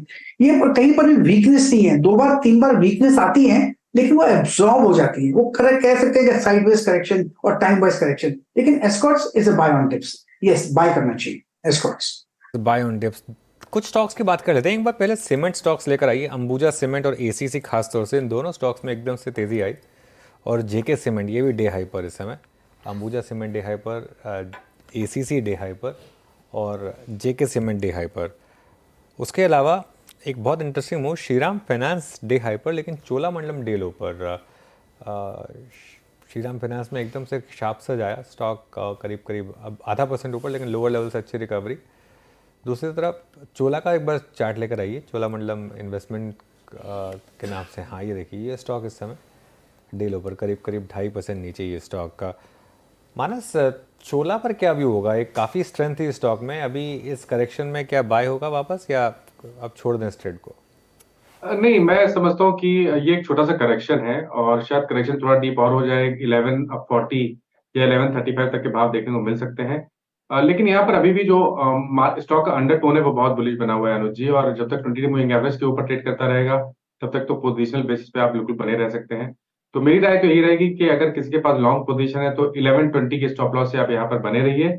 Lower level पे सपोर्ट मिलता है और फिर हमें बाउंस बैक में अगर 1170 के लेवल्स वापस ब्रीच हो जाते हैं, उसके ऊपर स्टॉक निकले, तो फ्रेश खरीदारी करने के मौके होंगे, क्योंकि उसके बाद जब ब्रेकआउट देखने को मिलेगा तो आपको कम से कम 1250 तक के स्तर देखने को मिलेंगे। तो फ्रेश खरीदारी 1170 के ऊपर करेंगे, लेकिन जो एग्जिस्टिंग पोजीशन है वहां पर बने रहिए 1120 के स्टॉप लॉस के साथ। ये बात होगी चोला की। पीएफसी और आरईसी में अच्छे मूव्स हैं, और कुछ ही देर पहले लक्ष्मण जी ने एक स्टोरी ब्रेक की थी, उसको रिविजिट करते हैं। राज्यों में बिजली पर दी जाने वाली सब्सिडी को लेकर अब केंद्र सरकार सख्त है, और सूत्रों के मुताबिक पावर मिनिस्ट्री ने आरईसी और पीएफसी से 15 दिनों के भीतर रिपोर्ट सौंपने को कहा है। इस पर चलते हैं लक्ष्मण जी के पास और रिविजिट करते हैं इसको। लक्ष्मण जी, गुड आफ्टरनून, बताइए क्या जानकारी मिल रही है आपको? Good afternoon. दरअसल जो हमें सूत्रों से जानकारी मिली है उसके मुताबिक पिछले दिनों पावर मिनिस्टर ने एक महत्वपूर्ण बैठक बुलाई थी। अब बैठक का मुख्य एजेंडा ये था कि कैसे पावर डिस्ट्रीब्यूशन कंपनियों की हालत को दुरुस्त किया जाए, सब्सिडी का बेजा इस्तेमाल कैसे रोका जाए, और इसके लिए एक महत्वपूर्ण फैसला लिया गया है। फैसला ये लिया गया है कि केंद्र सरकार की तरफ से जो रिवैम्प्ड डिस्ट्रीब्यूशन सेक्टर स्कीम के तहत ग्रांट दिया जाता है, वो ग्रांट तभी दिया जाएगा जब पावर डिस्ट्रीब्यूशन कंपनियां राज्यों की 4 शर्तें पूरी करें। पहली शर्त यह है कि आप जो भी पावर टैरिफ तय करते हैं वो आपकी लागत के हिसाब से तय होना चाहिए। दूसरा कि जैसे जैसे पावर टैरिफ लागत बढ़ता जाता है, पावर टैरिफ बढ़े, इस बात की व्यवस्था करिए। एक और महत्वपूर्ण बात वो थी सब्सिडी को लेकर के। उस पर साफ तौर से कहा गया कि सब्सिडी को लेकर राज्य सरकारें बिल्कुल पारदर्शी रवैया अपनाएं। किस कस्टमर को कितनी सब्सिडी दे रहे हैं, प्रति यूनिट के हिसाब से सब्सिडी का आप लेखा जोखा रखिए। और इसमें आरईसी पीएफसी को कहा गया है कि 2022-23 के सारे अकाउंट को आप रिविजिट करिए और देखिए कि इस दौरान जिन जिन कंज्यूमर को सब्सिडी दी गई उनके खाते को वेरीफाई करिए और सब्सिडी का बोझ राज्य सरकार उठाए, ये सुनिश्चित करिए। जब ये सारी शर्तें पूरी होंगी तभी आने वाले दिनों में इस स्कीम के तहत ग्रांट दिया जाएगा। तो कुल मिला के मकसद ये है कि पावर सब्सिडी का दुरुपयोग ना हो, पावर सेक्टर रिफॉर्म को बेहतर किया जाए, इसकी तरफ कदम उठाया गया है और इसमें आरईसी पीएफसी की भूमिका काफी महत्वपूर्ण होने वाली है। ओके, तो ये दोनों स्टॉक्स आज रेडार पर। आरईसी में हमने देखा 1% का इजाफा और पीएफसी में भी हम देख रहे हैं थोड़ा सा ट्रैक्शन बनता हुआ दिखाई दे रहा है। इन दोनों कंपनियों को दरअसल वो रिपोर्ट तैयार करके सरकार को सौंपनी है। बहुत बहुत शुक्रिया लक्ष्मण इस अपडेट के लिए। इनफैक्ट ये स्टॉक सुबह से हम डिस्कस कर भी रहे हैं और मोमेंटम क्यों आ रहा है वो आपके सामने खबर भी आ रही है। चलिए, इस बीच नीलेश जैन और राजेश पालविया को भी जोड़ लेते हैं। Rajesh Palvia, good afternoon. बताइए आपका ट्रेड इस घंटे का क्या रहेगा? गुड आफ्टरनून हर्षिता जी, गुड आफ्टरनून एवरीवन। सो भारत फोर्ज पे फोकस है। स्टॉक में जिस तरीके से बाइंग इंटरेस्ट बना है आज थ्रू आउट द सेशन देखें तो एक अच्छा बाइंग इंटरेस्ट बना है। ओवरऑल स्ट्रक्चर पॉजिटिव है। हमें लगता है भारत फोर्ज फ्यूचर यहाँ पे बाय किए जा सकते हैं। अपसाइड का टारगेट हमें लग रहा है 875 से लेकर 880 तक की अपसाइड यहाँ पे आते हुए दिख सकती है और स्टॉप लॉस जो रखना होगा वो करीब होगा 845 के आसपास। जो दूसरा स्टॉक का हमें यहाँ पे अट्रैक्टिव लग रहा है वो है L&T फाइनेंस होल्डिंग। ये स्टॉक में भी देखें तो ओवरऑल इसके स्ट्रक्चर बुलिश है और स्टॉक एक हायर साइड पे ही कंसोलिडेट करते हुए दिख रहा है। आज के सेशन में लोअर साइड से एक अच्छा रिकवरी का ट्रेड बना है। हमें लग रहा है L&T फाइनेंस होल्डिंग को यहाँ पे फोकस में रखना चाहिए। अपसाइड के टारगेट हमें लगता है 138 से 140 तक आते हुए दिख सकते हैं। स्टॉप लॉस होगा 129 के आसपास। L&T फाइनेंस होल्डिंग आपका बाय है 131.45 पे। हमारे साथ इस वक्त नीलेश जैन भी जुड़ चुके हैं बातचीत करने के लिए। नीलेश, गुड आफ्टरनून, कार्यक्रम में स्वागत है। नीलेश, बहुत ही थिन ट्रेड स्विंग्स हैं और बहुत कम स्विंग्स हैं। रिलायंस ने लीडरशिप ले रखी है, अदरवाइज कुछ मेटल्स में स्विंग है। आप क्या इस वक्त क्लोज में ट्रेड करना चाहेंगे? वेरी गुड आफ्टरनून टू जी। देखिए, फोकस लॉन्ग साइड में ही है और जिस हिसाब से आज की सेशन में कुछ चुनिंदा स्टॉक स्पेसिफिक एक्शन देखने को मिला है। निफ्टी ऑटो इंडेक्स ने ऑल टाइम हाई टच किया है और ऑटो एंसिलरी पे फोकस है। तो टायर स्टॉक में से अपोलो टायर, ये एक पर्टिकुलर काउंटर है जहां पे आज के सेशन में fresh all time high levels achieve हुए हैं। एक कंसोलिडेशन पिछले 8 से 10 सेशन में हमें देखने को मिला था, उसका फ्रेश ब्रेकआउट यहाँ पे देखने को मिल रहा है। तो मोमेंटम काफी स्ट्रॉन्ग है, लॉन्ग साइड में बिल्डअप हो रहे हैं और ऊपरी स्तरों पर जो अपसाइड है वो अब ओपन हो चुकी है 450 तक के लेवल्स के लिए। इमीडिएट टारगेट 440 को ध्यान में रख के चलेंगे। 428 के लेवल स्पॉट में ट्रेड हो रहे हैं। यहाँ पे स्टॉप लॉस जो निकल के आ रहा है आज के दिन के लोएस्ट लेवल के आसपास का होगा, 419 का स्टॉप लॉस होगा एंड पहला टारगेट होगा 440 का, दूसरा टारगेट होगा 450 का। अपोलो टायर्स में एक अच्छी खासी हरकत देखने को मिली। इनफैक्ट अपोलो सीएट, ये दो ट्रेड्स है जहां पर हमने देखा बहुत तगड़ा मोमेंटम। और सीएट की आपको याद होगा पिछले हफ्ते भी हम बात कर रहे थे, वो काउंटर आप देखेंगे तो 6% ऊपर और इसके सामने अगर आप बालकृष्ण इंडस्ट्रीज रखें तो नर्म है, एमआरएफ में कुछ करेक्शन बनता दिखाई दिया है। तो स्ट्रीट डिवाइडेड है कहां पर तेजी हो रही है उसको लेकर। लेकिन जी एंटरटेनमेंट, ये स्टॉक अब आपकी स्क्रीन पर लेकर आएंगे। सिक्योरिटीज एपेलेट ट्राइब्यूनल यानी कि सैट ने सुभाष चंद्र गोयल और पुनीत गोयनका को राहत देने से इनकार कर दिया है। सैट ने मार्केट रेगुलेटर सेबी के आदेश के खिलाफ याचिका खारिज कर दी है। सेबी ने पुनीत गोयनका और सुभाष चंद्र के किसी लिस्टेड कंपनी में डायरेक्टर बनने पर रोक लगाई थी। आज सैट ने कहा है कि इन दोनों को करीब 2 हफ्ते का और समय दे रहे हैं अपने जवाब देने के लिए। ज्यादा डिटेल्स के लिए हमारे साथ प्रभुदास लीलाधर के रिसर्च एनालिस्ट जिनेश जोशी है। याद रखिएगा एनसीएलटी में भी दरअसल आज सुनवाई जी को लेकर चलेगी, शुरू हो गई होगी, 2 बजे के बाद वो शेड्यूल थी। जिनेश, इंटरेस्टिंग डेवलपमेंट सैट में उभर कर आ रहा है। 2 हफ्ते का समय दिया गया है और उनकी याचिका खारिज नहीं की गई, या इसे कैसे पढ़ना चाहिए, क्योंकि ये एक स्टॉक है जहां पर दोनों तरफ के ट्रेड्स बैठे हैं, तेजी और काफी मंदी के भी। देखिए, इसमें अगर मैं माइनॉरिटी शेयर होल्डर के स्टैंड पॉइंट से अगर बात करूं तो मर्जर होना या नहीं होना वो बहुत ज्यादा मायने रखता है। तो ये डेवलपमेंट डेफिनेटली मर्जर के टाइमलाइन को थोड़ा डिले करता है, which is like a slight negative for the company. But जहां तक मुझे लगता है this does not Daryl the merger पर से। तो अगर एक व्यू पॉइंट ऐसा है कि दोनों का मर्जर हो जाता है and how will Zee develop post merger, I think उस एंगल से ये स्टॉक को देखना चाहिए। और मुझे लग रहा है कि ये वाला जो डेवलपमेंट है that is definitely creating some merger related timeline risk for the company. Jinesh, good afternoon. एक थ्योरी जो मार्केट में है, ऑब्वियसली जो स्टॉक के बुल्स हैं वो इस थ्योरी को प्रोपोगेट भी कर रहे हैं कि ये कहीं बेस्ट के सिनारियो ना हो शायद सोनी के लिए, कि सोनी इन्वेस्टर्स के लिए, कि एक प्योर एमएनसी कंपनी बन जाए अब Sony, with no baggage of erstwhile promoters. इस थ्योरी में आपके हिसाब से कितना दम होगा? देखिए, वो कहना अभी थोड़ा मुश्किल है, बिकॉज ये अभी ऑर्डर जो है वो कोर्ट के अंदर है और वहां पे अभी कुछ डिस्क्लोजर्स आए नहीं है। बट जहां तक पुनीत गोयनका जी का सवाल है, उन्होंने क्लियरली कम्युनिकेट किया है कि उनका प्रायोरिटी भी यही है कि दोनों कंपनी मिल जाए और मर्जर आगे चले, despite of what can happen to his KMP position in the company. तो मुझे लग रहा है उनका स्टैंड क्लियर है और जिस हिसाब से डेवलपमेंट्स हो रही हैं, हालांकि कुछ डीले हम रूल आउट नहीं कर सकते, मगर अगर एक कॉल लेना है तो वो ये है कि ये मर्जर हो जाएगा। It might take some time but it is on track is what I believe. Jinesh ji, मैं एग्जैक्टली ये समझना चाह रहा था कि क्योंकि इसमें इस पूरी मर्जर की प्रक्रिया में और डील का जो ढांचा है उसमें Puneet Goenka MD and CEO होंगे मर्ज एंटिटी के। अगर किसी भी प्रकार से इस पशुपेश में, इस केस के दौरान अगर वो लीडरशिप आगे नहीं ले पाए तो अल्टीमेटली जो अनुज बात कह रहे हैं कि वो एक टिपिकल मल्टीनेशनल कंपनी बन जाए, उस बात की वास्तविकता बढ़ जाएगी? आपको लगता है? आप कह रहे हैं कि टाइमिंग थोड़ी सी डिफर हो जाएगी लेकिन डील तो होगी, बट अल्टीमेटली अगर वो लीडरशिप ना ले पाए तो फिर क्या होगा? क्योंकि डील स्ट्रक्चर में उन्हीं का नाम है सबसे ऊपर, एमडी एंड सीईओ के तौर पे। एग्जैक्टली तो देखिए, जैसे ये this is not a legal requirement, तो हमको ये समझना है कि ये मर्जर की लीगल रिक्वायरमेंट नहीं है, ये वन ऑफ द रिक्वायरमेंट्स है मर्जर की। तो वो रिक्वायरमेंट को मीट करने के लिए जो जी का स्टांस है वो एकदम क्लियर है and that stance is pretty much in the media. तो जैसा आप क्विज कर रहे हैं कि what can happen post merger if the directorship is not with Zee, then obviously things will be slightly different. But हालांकि अभी जैसे कि ये मैटर कोर्ट में है, तो we will have to wait and watch and see how things actually develop on that front. Okay. So वही है कि लीगल रिक्वायरमेंट नहीं है, वन ऑफ द रिक्वायरमेंट्स है जिसको मनूवर करा जा सकता है और वही कोशिश जारी रहेगी तब तक। अच्छा जिनेश, एक कहते हैं कि ना स्टॉक प्राइस बहुत कुछ कहता है।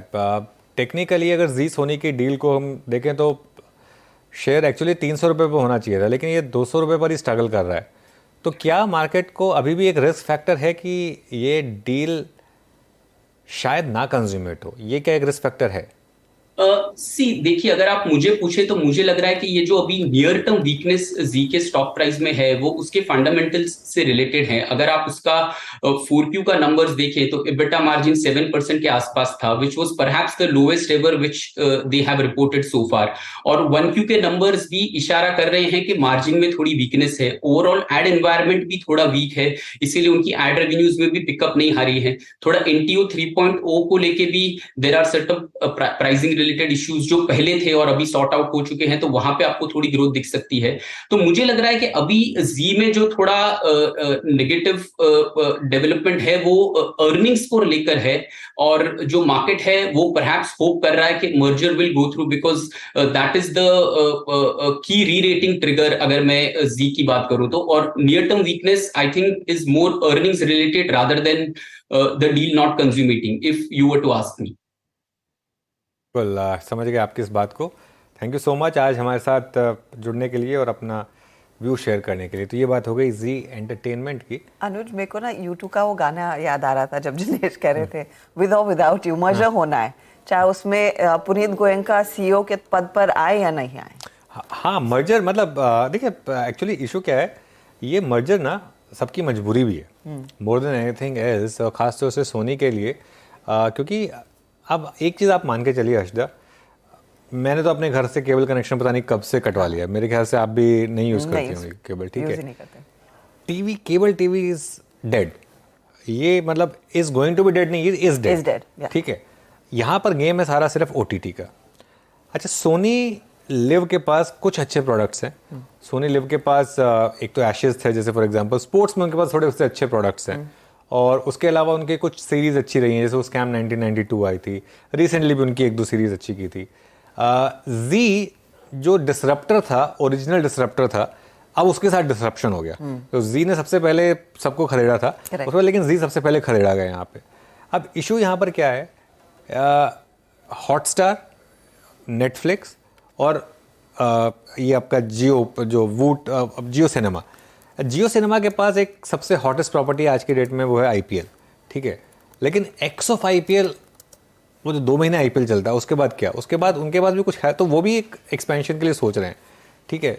नेटफ्लिक्स, ठीक है, नेटफ्लिक्स एक अपनी एक अलग कैटेगरी में आता है, लेकिन ये जो स्पेस है इसमें जी और सोनी अगर मिल जाए तो उनको एक लग रहा है कि शायद एक एटलीस्ट प्योर एंटरटेनमेंट में वो एक अच्छी यूनिट बना सकते हैं। वो तो दोनों की मजबूरी है मेरे ख्याल से इस मर्जर को करना, लेकिन रेगुलेटरी इश्यूज भी हैं, हु नोज कि यहाँ पर क्या हो रहा है, क्योंकि स्टॉक प्राइस बहुत कुछ कह देता है। स्टॉक प्राइस जो है ना, अब तक इसका ऑलरेडी 300 रुपये हो जाना चाहिए था। अगर तो ये मार्केट मान के चल रहा था कि मर्जर होगा और टाइमली होगा तो हो जाना चाहिए था, लेकिन खैर अभी भी 210 पर ये स्टॉक घूम रहा है। इससे ज़्यादा हम बोल भी नहीं सकते, क्योंकि ये सब चीज़ें लीगल हैं, तो पता नहीं कहाँ मामला फंस रहा है, कहाँ आ रहा है, बाद में पता चलेगा। लेकिन आज का प्राइस मूव बहुत इंटरेस्टिंग है। जैसे वो न्यूज़ आई, पहले स्टॉक भागा, फिर एकदम से गिरा, उस पर रिकवरी आई, तो मतलब बहुत बहुत वॉलेटाइल है स्टॉक। मेरे ख्याल से ये वीक हार्टेड प्लेयर्स के लिए है भी नहीं स्टॉक। थोड़ी सी हिम्मत करनी चाहिए, जिगरा होना चाहिए इस एंटरटेनमेंट में किसी तरह का ट्रेड लेने का। एक सेकंड, एक वो चीज़ बोलना चाहता हूँ मैं हर्षदा, मार्केट पर ध्यान रखिए एक बार। एकदम से गिरावट आई बैंक निफ्टी में, खास तौर से बैंक निफ्टी का एक बार इंटरडे चार्ट लेकर आइए आप। एकदम से बैंक निफ्टी देखिए डे लो पर आया, 150 पॉइंट नीचे बैंक निफ्टी, और इसमें सबसे ज़्यादा योगदान है एक्सिस का, ऑब्वियसली SBI का, लेकिन पिछले कुछ मिनटों में HDFC बैंक गिरा पिछले कुछ मिनटों में। एक्सिस अभी भी नंबर 1 कंट्रीब्यूटर है, लेकिन HDFC बैंक अब नंबर 2 कंट्रीब्यूटर, और ये एकदम से लोअर लेवल पर आया थोड़ा सा। जी हाँ, यहीं से दबाव बनता हुआ दिखाई दे रहा है। अच्छा, हमारे प्रोड्यूसर साहब कह रहे हैं 4 का चौका अब हम ले सकते हैं, हमारे जानकार एब्सोल्युटली तैयार है। उन ट्रेड्स को अब निकालना शुरू करते हैं, और सस्ता ऑप्शन के लिए सबसे पहले चलेंगे राजेश पालविया के पास।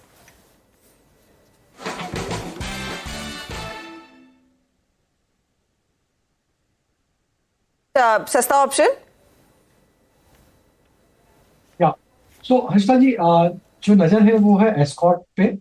एस्कॉर्ट का अगर हम सेटअप देखें तो वो ये स्टॉक अपने एक मल्टीपल सप्लाई जोन को आज पेनिट्रेट करते हुए दिख रहा है, और जिस तरीके से ओपन इंटरेस्ट आज ऐड होते हुए दिखा है, हमें लगता है एस्कॉर्ट के यहाँ पे 2280 के कॉल ऑप्शन को बाय करना चाहिए, जो कि 70-71 रुपए के आसपास ट्रेड कर रहा है।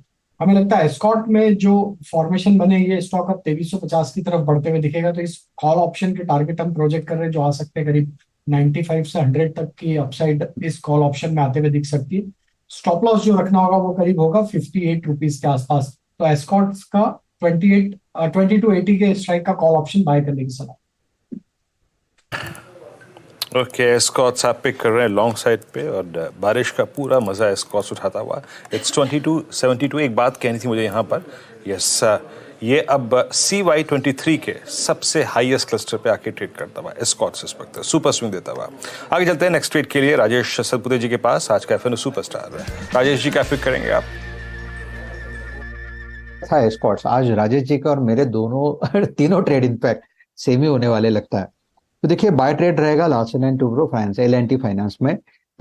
L&T फाइनेंस का स्ट्रक्चर बेहतरीन स्ट्रक्चर है। मेरा टारगेट इसका करीबन बनेगा 136, 138। तो यहाँ पे 130, 131 पे ये चल रहा है, तो आपका स्टॉप लॉस भी छोटा होगा। तो यहाँ पे 129 के एक छोटे स्टॉप लॉस के साथ L&T हाउसिंग फाइनेंस को बाय करना है। जैसे मैंने कहा, टारगेट रहेगा 136, 138। ओके, चलिए मानस के पास चलते हैं अब चार्ट का चमत्कार के लिए। मानस, क्या पिक किया आपने?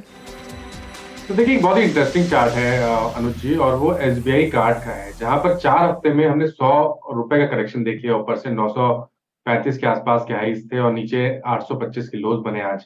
लेकिन देखिए ये जगह बहुत अच्छी है जहां से आपको एक मीनिंगफुल रिवर्सल देखने को मिल सकता है, क्योंकि स्टॉक ने 200 मूविंग एवरेज को टेस्ट किया है, 50 वीक मूविंग एवरेज को टेस्ट किया और वहां पर ही बाइंग इंटरेस्ट देखने को मिला है। तो आई थिंक एक बाउंस बैक प्ले हो सकता है जहां पर आप करंट लेवल्स पे एसबीआई कार्ड में खरीदारी कर सकते हैं। 829 का स्टॉप लॉस लगाइए और 860 ₹20 ऊपर 860 रुपए के आप टारगेट सेट कर सकते हैं। यहाँ पर ऑप्शन ट्रेड लेना हो तो 840 वाला कॉल ऑप्शन जो कि 25-26 रुपए पे ट्रेड हो रहा है, वहां पर आप 20 रुपए के स्टॉप लॉस से खरीदारी करिए 35 रुपए के टारगेट के लिए।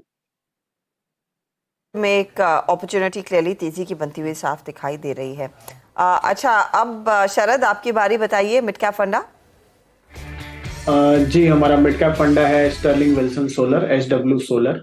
कंपनी सोलर ईपीसी की दुनिया की बड़ी कंपनियों में गिनी जाती है। पिछले कुछ समय में क्वार्टरली रिजल्ट्स वगैरह थोड़े से कमजोर आए हैं। पिछले क्वार्टर भी रिजल्ट्स थोड़े से कमजोर थे, कंपनी ने लॉस रिपोर्ट किया था। लेकिन हमारा ये मानना है और कंपनी भी ये गाइडेंस दे रही है कि आने वाले समय में कॉस्ट ऑप्टिमाइजेशन लगातार किया जाएगा। अफ्रीका में एक $10 बिलियन का करीब प्रोजेक्ट है जो करीब 82,000 करोड़ का प्रोजेक्ट है। उस पे उनको पहला फेज पे काम ऑलरेडी चालू हो गया है, जो करीब 15,000 करोड़ के आसपास है। इसके अलावा जो कंपनी के एग्जिस्टिंग सेल्स के कंपैरिजन में काफी बड़ा नंबर है। कंपनी की ऑर्डर बुक में पिछले साल काफी बढ़िया उछाल आया है, जैसे इंडिया में काम चालू हुआ है, एलोकेशन वगैरह हुई है, तो लगभग 5,000 करोड़ की ऑर्डर बुक है। 8,200 करोड़ की और ऑर्डर बिड पाइपलाइन है जो अगले साल में मिलनी चाहिए। ग्लोबली भी और इंडिया में भी सोलर पावर एडिशंस की जो टारगेट्स हैं वो काफी रोबस्ट हैं। अगर इंडिया में ग्लोबली आप समझे तो ये 20-30 गीगावाट पर एनम से बढ़ के लगभग अगले 7-8 सालों में 60 गीगावाट पर एनम के कैपेसिटी एडिशंस होंगे, जिसका फायदा स्टर्लिंग को मिलना चाहिए।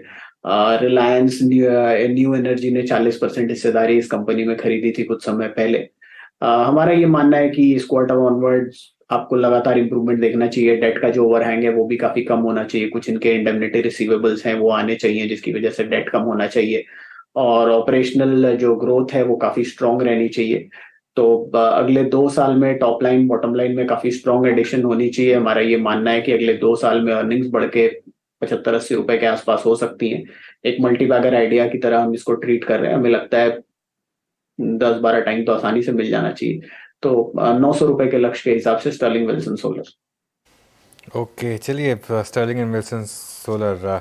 अब एक काम करते हैं, एक बार जरा आयशर मोटर्स का चार्ट लेकर आइए इंट्राडे में, और देखिए आज सुबह जो लग रहा था कि शायद थोड़ी सी रिकवरी आ रही है स्टॉक में, आयशर मोटर्स अब देखिए फिर से कैसे कोलैप्स हुआ एकदम से, और अब डे लो पर इस समय आयशर मोटर्स। लेकिन अब क्वार्टरली नंबर्स की बात कर लेते हैं, क्योंकि आईटी कंपनियों के नंबर्स आएंगे। 3 दिग्गज कंपनियां हैं हमारे रेडार पर, TCS, HCL टेक और विप्रो, तीनों के तीनों इस हफ्ते नंबर्स लेकर आएंगे। तो चलिए आशीष के पास चलते हैं और जानते हैं कि नंबर्स कैसे रहेंगे। तो आशीष, पहला सवाल, क्या उम्मीद है ओवरऑल आईटी सेक्टर से?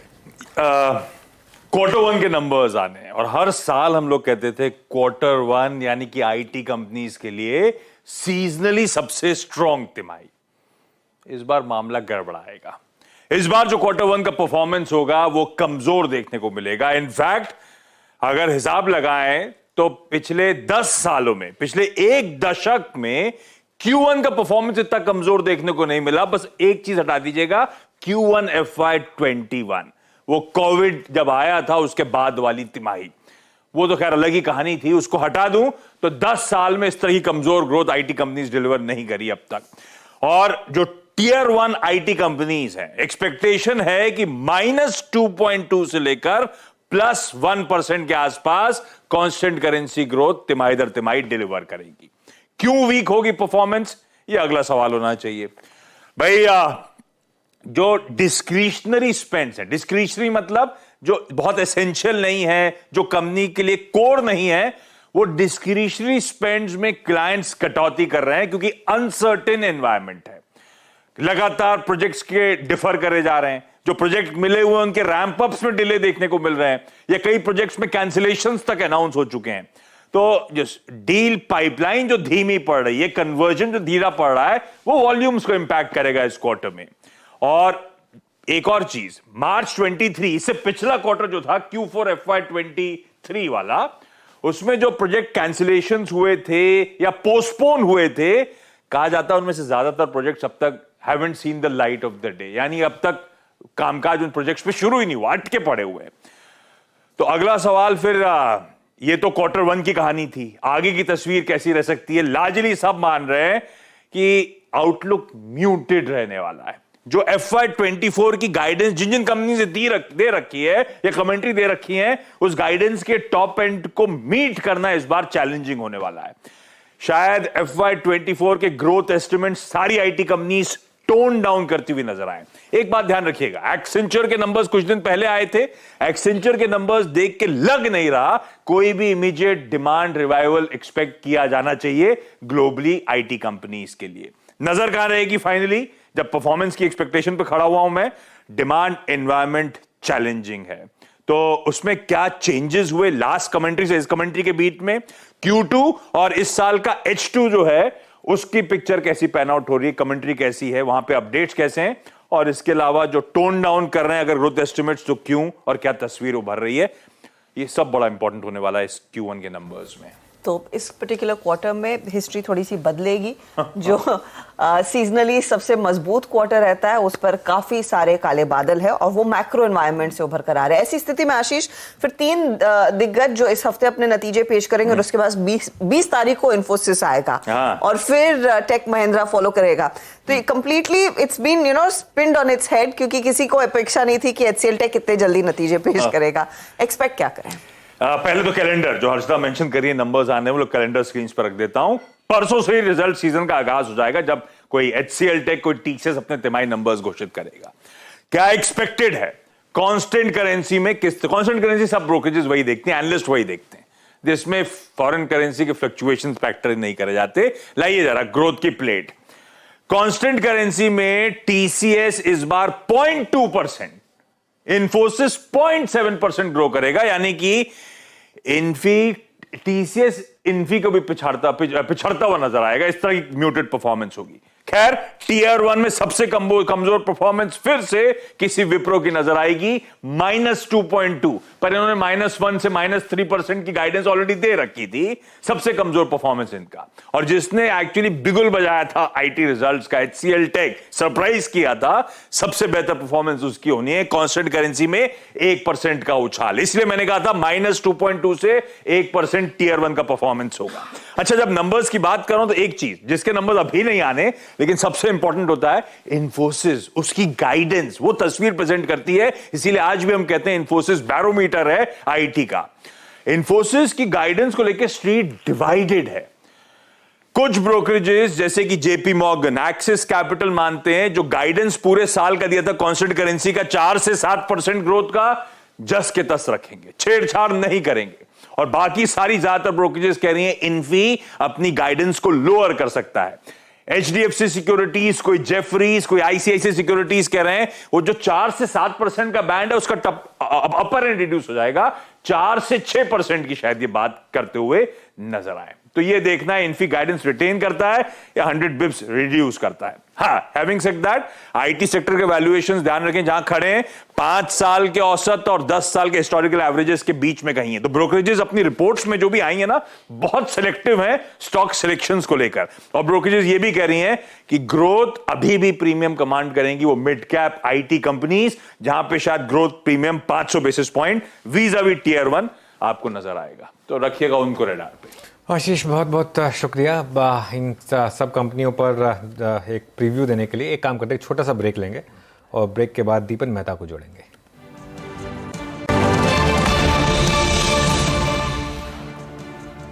Welcome back. आज हमारे साथ एलेक्सर इक्विटीज़ के डायरेक्टर दीपन मेहता जुड़ गए हैं। दीपन, गुड आफ्टरनून। ब्रेक पे जाने से पहले हम आईटी कंपनियों का प्रीव्यू कर रहे थे। लार्ज कैप आईटी पर आप का व्यू थोड़ा शायद नेगेटिव रहा है। अब इन लेवल्स पर क्या किया जाए अर्निंग सीजन से पहले? या अनुज, गुड आफ्टरनून और आपके शो पे इनवाइट करने के लिए बहुत बहुत धन्यवाद।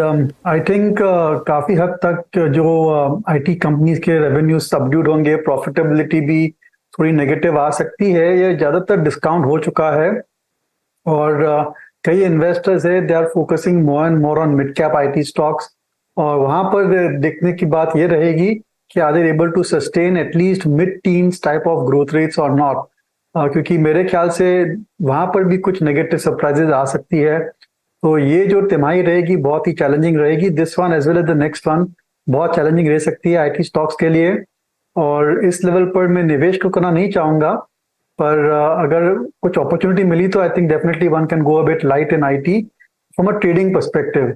लेकिन medium to long term perspective अभी भी ठीक है आईटी कंपनीज के, बट यहाँ पर एक सिलेक्टिव स्ट्रेटेजी की जरूरत है, क्योंकि जो कंपनियां are able to sustain growth rates at high teens वहीं पर फोकस करना चाहिए। मैं आपसे एक फॉलो थ्रू दीपन ये पूछना चाहूंगी कि कौन सी कंपनी ज्यादा जल्दी रिकवर कर पाएगी इस पर्टिकुलर पेन से? Q1 Q2 का पेन है और लार्जली मार्केट एक्सपेक्ट कर रहा है कि सेकंड हाफ तक सिचुएशन थोड़ी सी बेहतर होगी। Assuming it drags a little longer, किसके पास वो बैंडविड्थ है अपने बिजनेस को सेल थ्रू करने के? कहां पर आपको उस लिहाज से लेगेसी ज्यादा मजबूत दिखाई देती है?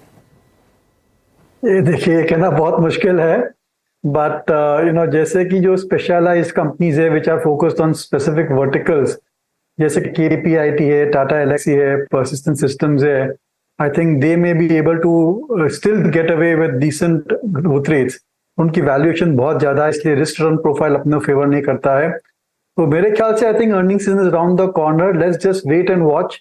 इस अर्निंग्स के रिलीज के पहले मैं कुछ भी इन्वेस्ट या निवेश या ट्रेड नहीं करना चाहूंगा, क्योंकि ये बहुत ही ट्रिकी टाइप की अर्निंग सीजन रहेगी आईटी कंपनीज के लिए। And as I said, I think we should be prepared for some negative surprises as well.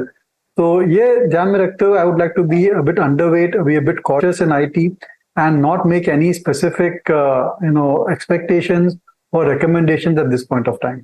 Point taken. तो थोड़ा सा ट्रिकी है माहौल। You can prepare for the worst and hope for the best technology कंपनियों के लिए। और Wednesday शाम को तो साफ हो जाएगा कि TCS क्या डिलीवर कर रहा है, क्या कमेंट्री, HCL टेक क्या कमेंट्री देता है।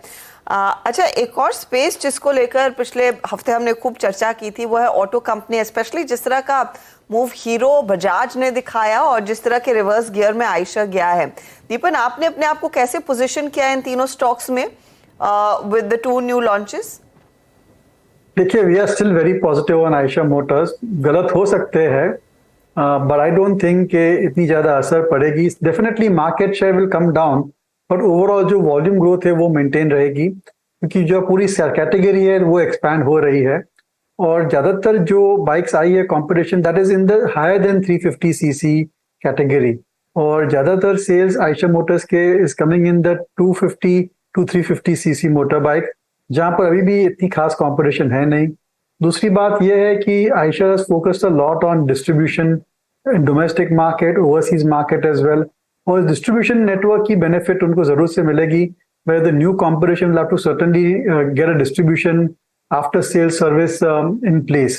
So we keep very positive view on Eicher Motors. मेरे ख्याल से competition है, जरूर है, लेकिन फिर भी जो उनकी growth rates है, volume growth rates है, they will be maintained, and there's a great scope to expand into overseas market, जहां पर they have just about scratched the surface. अच्छा, हर्षदा ने दीपन जी से बड़ा रोचक प्रश्न पूछा। हर्षदा, आप यकीन मानिए कल मैं लिफ्ट में घुस रहा था शाम को, और यही दिमाग मेरे जब जहन में था कि भाई अब हार्ले डेविडसन आ गई, आयशर का क्या होगा, तभी मतलब मेरे पड़ोस में एक नई बुलेट आके खड़ी हुई।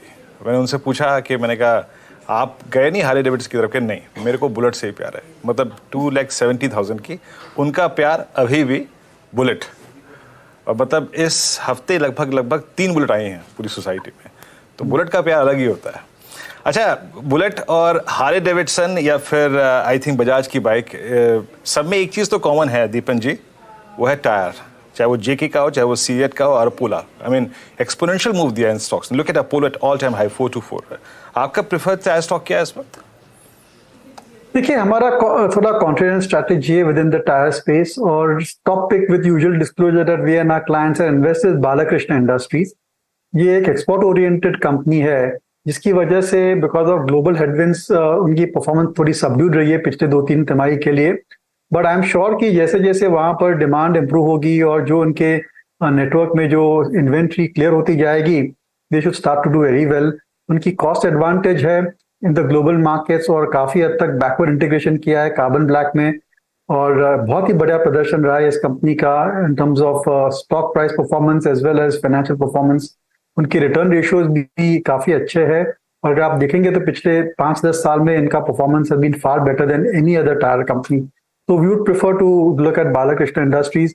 जो आपने अन्य कंपनियां कही जैसे कि अपोलो है, एमआरएफ है, जेके है, ये ऑल डन वेल, पर ये साइक्लिकल बिजनेसेस है और रॉ मटेरियल की घटोती के कारण से उनका ऑपरेटिंग प्रॉफिट मार्जिन एक्सपैंड हो रहा है। And overall of course transportation sector as a whole in the economy also is doing very well, जिसकी वजह से वॉल्यूम्स अच्छे हैं एंड मे बी एक या 2 और क्वार्टर के लिए we may see some outperformance, but मेरे ख्याल से लंबी रेस का घोड़ा would be Balkrishna Industries, BKT tyres जैसे कहते हैं, and as and when they grow their market share globally, I think you will see a very good performance in the next several years to come. काफ़ी pressure अब इस समय actually, खासतौर से broader market में एडवांस डिक्लाइन ऑलमोस्ट 1:2 पर। Nifty भी अब डे लो पर तो नहीं लेकिन काफ़ी क्लोज है, और बैंक निफ्टी तो डे लो के काफ़ी करीब 44,796 पर इस समय बैंक निफ्टी। दीपन, HDFC बैंक पर क्या व्यू बन रहा है? अब कुछ टाइम बाद हम इसको HDFC ट्विंस के रूप में नहीं जानेंगे, सिर्फ HDFC बैंक के तौर पर जानेंगे। यहाँ पर क्या व्यू है आपका? ना व्यू बहुत पॉजिटिव HDFC बैंक पर, लेकिन सभी के पोर्टफोलियोज में HDFC बैंक है। They have been the most popular stocks with institutional investors, retail investors. फिर भी अगर आपके पास पोर्टफोलियो में HDFC बैंक नहीं है तो ये अच्छा मौका है, अच्छी अपॉर्चुनिटी है। थोड़ी सेंटिमेंट जरूर से नेगेटिव हुई है because of the Q1 performance. जो इनकी जो अर्ली फिगर्स आए हैं, जो रिव्यू आई है, प्री क्वार्टर रिलीज की रिव्यू जो आई है, वो थोड़ी नेगेटिव थी। नॉनदलेस आई थिंक हमारा फेथ HDFC बैंक में बहुत ही स्ट्रांग है, and country need such large strong banks, और जिस हिसाब से HDFC मर्ज हो जाएगी और उनकी जो सिनर्जी बेनिफिट्स होगी, आई think that will become evident in 2-3 quarters और सो। वैल्यूएशन रीजनेबल है, और सबसे बढ़िया बात यह है जो मैनेजमेंट की कॉन्फिडेंस है। जैसे उन्होंने कहा कि हर 4 साल we want to create a new HDFC, मैंने उनका टारगेट है 18% type of growth in advances. ये बहुत ही बढ़िया बात है। I think if they can generate at that level of that base effect, it will be very impressive.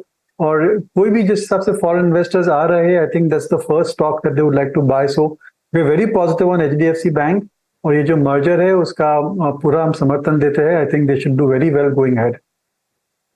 दीपन, Titan में आज जिस तरह का सेल ऑफ देखने को मिला है, उस पर क्या थॉट्स है? आज इनफैक्ट मैं वो ब्रोकरेज रिपोर्ट पढ़ रही थी जहां पर उन्होंने काफी डिटेल में हिंदू कैलेंडर को एनालाइज किया, और यहाँ से दिसंबर तक उस रिपोर्ट में साफ कहा गया कि 1.5 महीने एक ऐसा पीरियड है जहां पर भारत में लोग सोना खरीदते नहीं हैं, तो वहां से एक फॉल आउट आएगा। डिलेड आपकी दिवाली होगी जो शायद वेडिंग सीजन में भी आएगी, और वेडिंग सीजन उस लिहाज से भी डिले होता हुआ दिखाई दे रहा है। लेकिन 3000 के आसपास अगर ये स्टॉक मिल रहा है, जिसने Q1 का एक अच्छा मजबूत अपडेट दिया था, खरीदेंगे या दूर रहेंगे? ये देखिए, फ्रॉम वैल्यूएशन पर्सपेक्टिव इस लेवल पर बाइंग जस्टिफाई नहीं कर सकते हैं, but if you are invested I would say remain invested. और ये सब जो नेगेटिव रिपोर्ट्स आती रहती है उससे आपका जो कन्विक्शन है, आपकी जो फेथ है कंपनी में, वो नहीं जानी चाहिए। दीज आर ऑल एबरेशंस, ये टेम्पररी सिचुएशन है। अगर 1.5 महीना गोल्ड नहीं खरीदेंगे तो फिर जब भी the season is there they will buy even more aggressively. So ये क्या बढ़िया कंपनियां हैं, they are great long term investors, secular growth stories है। यहाँ पर जो ऑनलाइन की जो डिस्ट्रप्शन है उसकी रिस्क फैक्टर सबसे कम है because of the type of product deal in. और जिस हिसाब से we are seeing the shift from unorganised to organised, ये पूरा बेनिफिट आई थिंक इंडस्ट्री को और Titan in particular should get. और टाइटन की जो एक्सपेंशन प्लान्स है overseas, I think if that is successful then that will open a new avenue, new chapter in the company. So I remain very positive on the companies long term prospects. और अगर आपके पास stock portfolio में है तो इसकी वजह से आपको बेचना नहीं चाहिए कि 1.5 महीने तक कोई डेट्स नहीं आ रही है, या मैरिज सीजन डिले हो रहा है, फेस्टिव सीजन डिले हो रहा है, इसकी वजह से आपको you should not sell the company. आप इसमें ट्रेड करने की कोशिश मत कीजिए मेरे ख्याल से। अगर आप इन्वेस्टर हो तो रिमेन इन्वेस्टेड, ये एक बहुत ही बढ़िया लॉन्ग टर्म स्टोरी है। और अगर करेक्शन होता है from these level that goes down by 10, 15, 20% और so on a bad quarter, then certainly you can look at buying the stock as well. Deepan ji, अभी टाइटन की बात हो गई। अब 2-3 दिन से हम बहुत स्ट्रॉन्ग कन्विक्शन बाजार का, आई मीन ICICI बैंक और HDFC बैंक की स्टेबुलेंस के अगेंस्ट देख रहे हैं, मतलब HDFC बैंक की स्टेबुलेंस के अगेंस्ट देख रहे हैं PSU बैंक्स में। SBI closer to its all-time high, Canara Bank at all-time high, BOB at all-time high. इस बार बाजार क्या मतलब PSU बैंक्स को इतना रिस्पेक्ट और आई थिंक इतने स्ट्रॉन्ग मोमेंटम के साथ चेज क्या कर रहा है? इस बार की अर्निंग्स में बाजार क्या पॉजिटिव ढूंढ रहा है और आपका प्रेफर्ड PSU बैंक्स का जो चंक है उसमें कौन से 2 स्टॉक्स रहेंगे सर? नहीं, देखिए आई थिंक PSU बैंक्स की जिस हिसाब से सेंटिमेंट है, ट्रेडिंग एक्शन है, प्राइस वॉल्यूम है, बहुत ही बढ़िया है और सभी PSU banks were under lot of stress पर सभी ने अपनी पूरी बुक क्लीन कर चुके हैं। अगर आप सेफ प्ले करना चाहेंगे तो of course SBI certainly is the safest play, लेकिन अगर आप हाई रिस्क हाई रिटर्न चाहते हैं तो I mean I am not bought the stock and not at we are deeply studied the company, but I think bank of Maharashtra के नतीजे अच्छे आए थे, वैल्यूएशन भी सस्ते हैं, एक अच्छा रिस्क रिटर्न प्रोफाइल बनता है इस कंपनी में। और as I said I think these are all trading buys और हमारा ज्यादातर इन्वेस्टमेंट ज्यादातर advice would be on the private sector banks पर से। जैसे मैंने पहले भी किया, I think we are looking forward to good numbers coming in from all the private sector banks as well. और वहां पर top pick with disclosure and we have said many times in the past is IDFC first bank. आपके channel पे आ भी चुके हैं, management I think बहुत ही बढ़िया बैंक है, they are moving exactly the way HDFC bank was going in its earlier years, brand create कर रही है, focusing on CASA, focusing on responsible lending, so very positive. और जो मर्जर होगा IDFC के साथ में I think that also will improve the book value of the company और best in class earnings growth rate है। तो बैंक्स में अगर आप long term 3 to 5 year view लेके इन्वेस्ट करना चाहेंगे तो after the top 2-3 private sector banks certainly IDFC first also looks very good. पर स्पेसिफिकली आपका जो क्वेश्चन है as regards PSU banks, I think जी हाँ, इट्स ट्रेडिंग रैली जारी रहेगी एक और तिमाही के लिए, पर आगे चलते 2-3 साल में इनकी क्या प्रोस्पेक्ट्स है, जब NPA साइकिल टर्न हो गया तो what will be their position, all of these things are very difficult to say at this point of time, क्योंकि जो अंडरलाइंग जो उनकी बिजनेस मॉडल है, उनकी जो HR पॉलिसीज है और जिस हिसाब से कंपटीशन आ रहा है, I am not going to be a long term investor in PSU banks, but yes I think one time re-rating of valuation certainly seems to be taking place. चलिए दीपन, बहुत बहुत शुक्रिया आज हमारे साथ जुड़ने के लिए और हमसे बात करने के लिए। यतिन के पास फिर से चलते हैं और जानते हैं डीलिंग रूम से क्या फीडबैक मिल रहा है उन्हें। Yatin, good afternoon. Good afternoon. और रिजल्ट्स के पहले अब IT शेयर्स में आपको थोड़ी बहुत गिरावट देखने को मिल रही है। इनफैक्ट जो नतीजे आने वाले परसों TCS HCL टेक्नोलॉजीज के फ्रेश शॉर्ट पोजीशंस आज HNI डेस्क पे आपको दिखाई दे रही है। इनफैक्ट आज अगर आप ओपन इंटरेस्ट देखें HCL टेक का तो फ्राइडे को भी 10% बढ़ा था और आज भी 10% बढ़ा है, तो काफ़ी ज़बरदस्त शॉर्टिंग यहाँ देखने को मिल रही है। और डीलर्स यहाँ जो है STBT की सलाह दे रहे हैं, शायद 2 से 3% का डाउन साइड उनको लगता है फर्दर यहाँ से भी देखने को मिल सकता है रिजल्ट्स को मद्देनजर रखते हुए। इसके अलावा एस्कॉर्ट्स ये भी एक स्टॉक है जहाँ काफ़ी अच्छा ट्रैक्शन दिखाई पड़ रहा है। और एस्कॉर्ट्स कुबोटा की बात करें तो डोमेस्टिक म्यूचुअल फंड्स यहाँ खरीदारी कर रहे हैं, ऐसा डीलर्स का मानना है। और पोजिशनल बेसिस पे 2325 से लेकर 2350 तक के लक्ष्य इस काउंटर में उनको लग रहे हैं आ सकते हैं। तो बेसिकली HCL टेक्नोलॉजीज एक शॉर्ट कॉल और एक एस्कॉर्ट्स में लॉन्ग कॉल डीलर्स की तरफ से आ जा रही है। ओके, HCL टेक में शॉर्ट कॉल और एस्कॉर्ट्स कुबोटा यहाँ पर लॉन्ग कॉल डीलर्स की तरफ से। यतिन, बहुत बहुत शुक्रिया। चलिए BTSC कॉल से ना शुरू करते हैं फिर इस समय। मानस, आप क्या कैरी करेंगे? देखिए ICICI प्रू लाइफ को लेके जाएंगे क्योंकि यहाँ पर अब एक क्लियर कट ब्रेकआउट देखने को मिला है।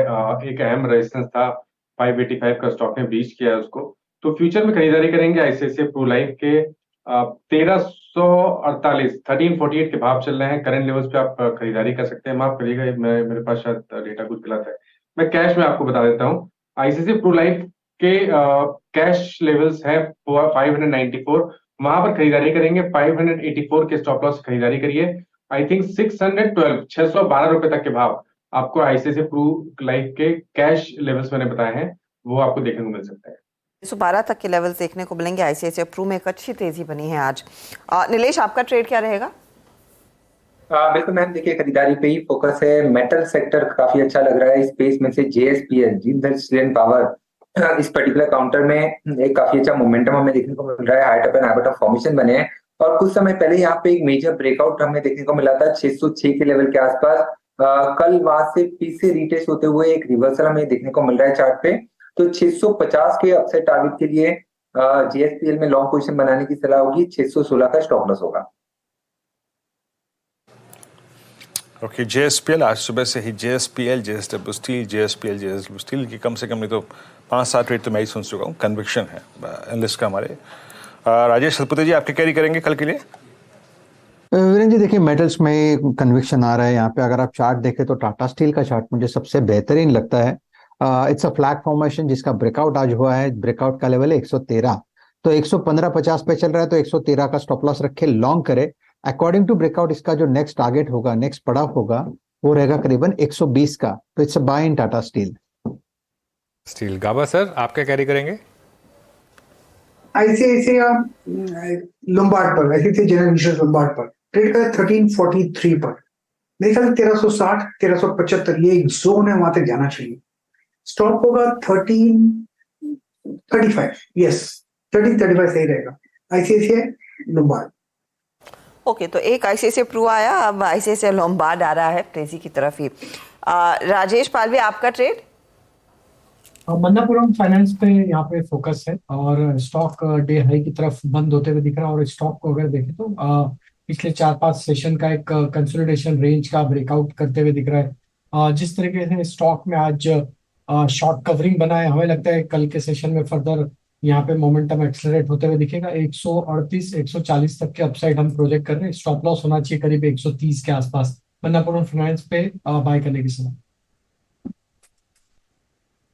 वो ट्रेड्स देखिए, बाजार ऊपरी लेवल से हल्का जरूर हुआ हो, लेकिन हमारे सभी जानकार कह रहे हैं तेजी की पोजीशन ही लेकर चले। अच्छा, निफ्टी बैंक आपकी स्क्रीन पर एक बार लेकर आते हैं। नेगेटिव टेरिटरी में जरूर है, लेकिन डे लो से कुछ रिकवरी के आसार बन रहे हैं।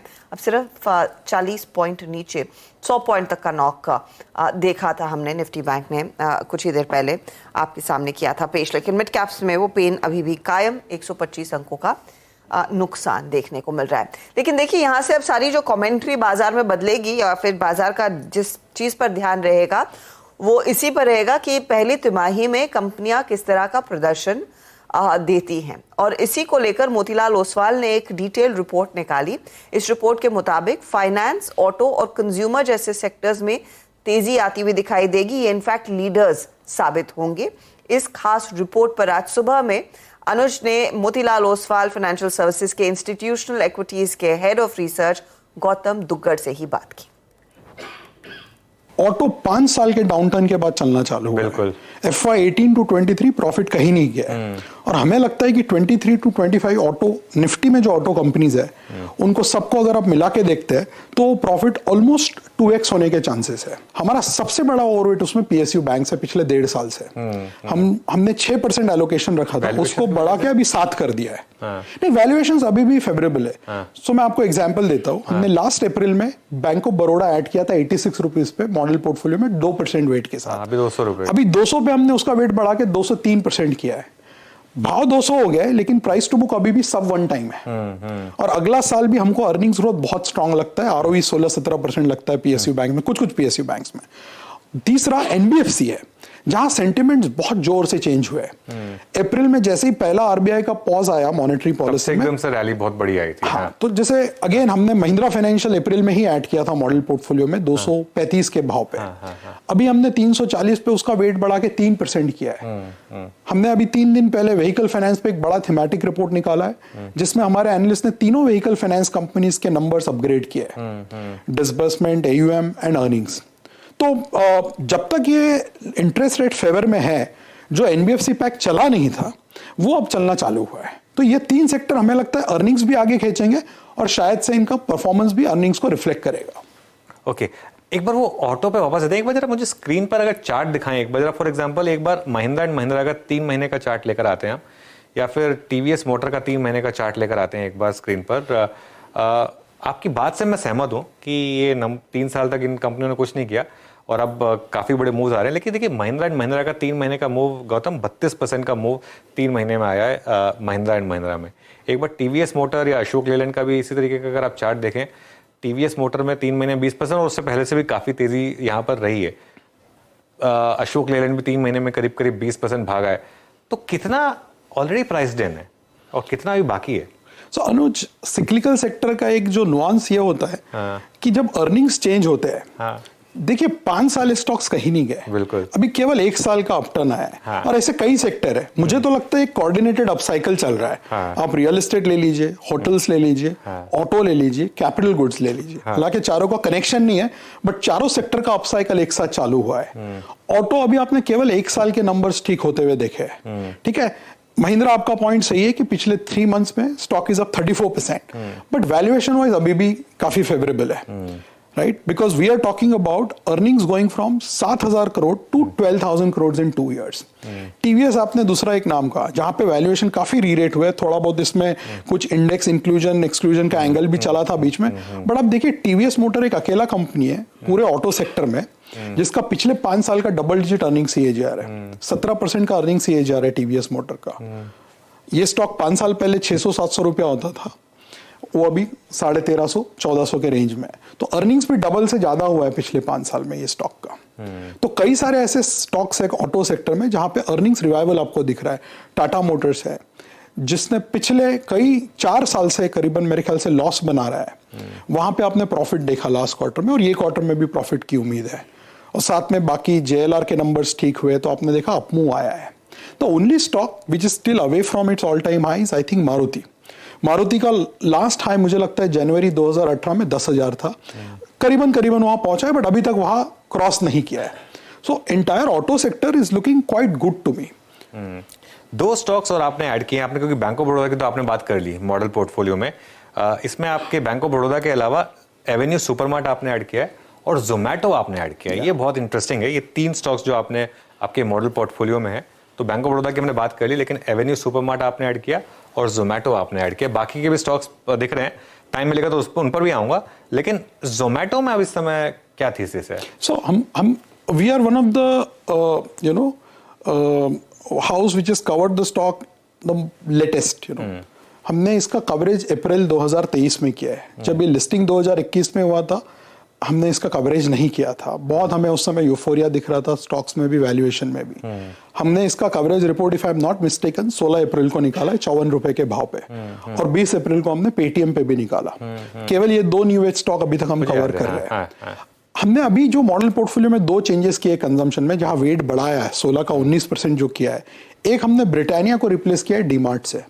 ब्रिटानिया जब हमने ऐड किया था जनवरी में लीवर को निकाल के, वहां से ब्रिटानिया 20% ऊपर है और अब PE 56 टाइम हो गया है. हमें लगता है कि नियर टर्म अपसाइड थोड़ा सा लिमिटेड है वहां पे, और काफी सारा मार्जिन का जो अपस्विंग आने वाला है वो प्राइस में है. डीमार्ट हमने 3 हफ्ता पहले हमारा रेटिंग चेंज किया है, और हमें लगता है कि यहाँ पे जो पिछला 3 साल में हायर स्क्वायर फीट वाले जो स्टोर्स ऐड हुए हैं उसमें आपको ऑपरेटिंग लेवरेज दिखेगा. अगला 2 साल में हमें लगता है 50 बेसिस पॉइंट का मार्जिन एक्सपेंशन वहां पे है. और जहां तक जोमेटो की बात है, every sequential quarter, I think we would see a better operating profitability there. It will still not report profit at the PAT level, but मुझे लगता है ऑपरेटिंग प्रॉफिट जो है उसके trend quarter on quarter improve होते जाएंगे. और already आप देख रहे हैं मार्केट शेयर चेंज हुआ है उसका. इन्होंने थोड़ा सा मार्केट शेयर, अभी जो डिस्क्लोजर आया था स्विगी का, इसमें किसी इन्वेस्टर का थोड़ा सा मार्केट शेयर भी गेन किया है. तो ये 2 स्टॉक्स हमने ऐड किया. इसके अलावा हमारे पास Titan, Indian hotel, ITC, Godrej, Metro, ये सब भी मॉडल पोर्टफोलियो में है. तो कंजम्पशन में काफी बुलिश है हम. उसका वेट हमारे पोर्टफोलियो में भी लगभग 20% हो गया है. पिरामल में क्यों बुलिश हैं आप? क्योंकि पिरामल ने बहुत अंडर परफॉर्म किया, पूरी NBFC रैली में पार्टिसिपेट नहीं किया पिरामल ने. तो हमें लगता है कि वहां पे अब चीजें बदल रही है. राइट, इंक्रीमेंटली जो उनका पूरा AUM है वो रिटेल के तरफ जा रहा है, प्लस वैल्यूएशंस फेवर में है. और अगर NBFC का टाइम है तो हमें लगता है सारे स्टॉक्स इसमें चलेंगे. जैसे हमने पहले पूना वाला फिनकॉप ऐड किया था 6 महीना पहले 260 रुपए के दाम पे, अभी वो 40-50% चल गया है 6 महीने में. तो उसके वैल्यूएशंस काफी रीरेट हो चुके हैं. तो उसको हमने पिरामल से रिप्लेस किया है. वहां हमको लगता है कि अगला 1-2 क्वार्टर में आपको AUM ओवरऑल जो AUM मिक्स है वो बेहतर हो सकता है, और वहां पे वैल्यूएशन में अभी भी अपसाइड है. ओके, चलिए बात की थी हमने मोतीलाल ओसवाल के गौतम दुग्गड़ से. अब मार्केट को रैप करने का समय आ रहा है, और इस टर्म को मैं यूज़ करता हूँ एकदम जलेबी मार्केट हर्षदा. बिल्कुल कुछ मतलब समझ नहीं आ रहा. देखिए एकदम स्क्रीन पर एकदम मार्केट जो है एकदम जलेबी की तरह इधर उधर गोल ही घूम रहा है, उन्हीं लेवल्स के आसपास. मतलब आज लगता नहीं कोई किसी ने बहुत ज़्यादा ट्रेडिंग में पैसा बनाया होगा. अच्छा, एक बहुत इंटरेस्टिंग चीज़ हुई, बैंक निफ्टी में रिकवरी आई. अगर आप बैंक निफ्टी देखें, बैंक निफ्टी में रिकवरी आई, और निफ्टी देखिए निफ्टी नीचे आया. ये कैसे हुआ? क्योंकि IT में एकदम से कोलैप्स आया. निफ्टी IT, एक बार निफ्टी बैंक के बाद निफ्टी आएगा, उसके बाद निफ्टी IT देखिए एकदम से कोलैप्स हुआ. और उसके लिए अब निफ्टी देखिए, निफ्टी अब थोड़ा सा इंटरेस्टिंग हायर लेवल से थोड़ा कूल ऑफ हुआ.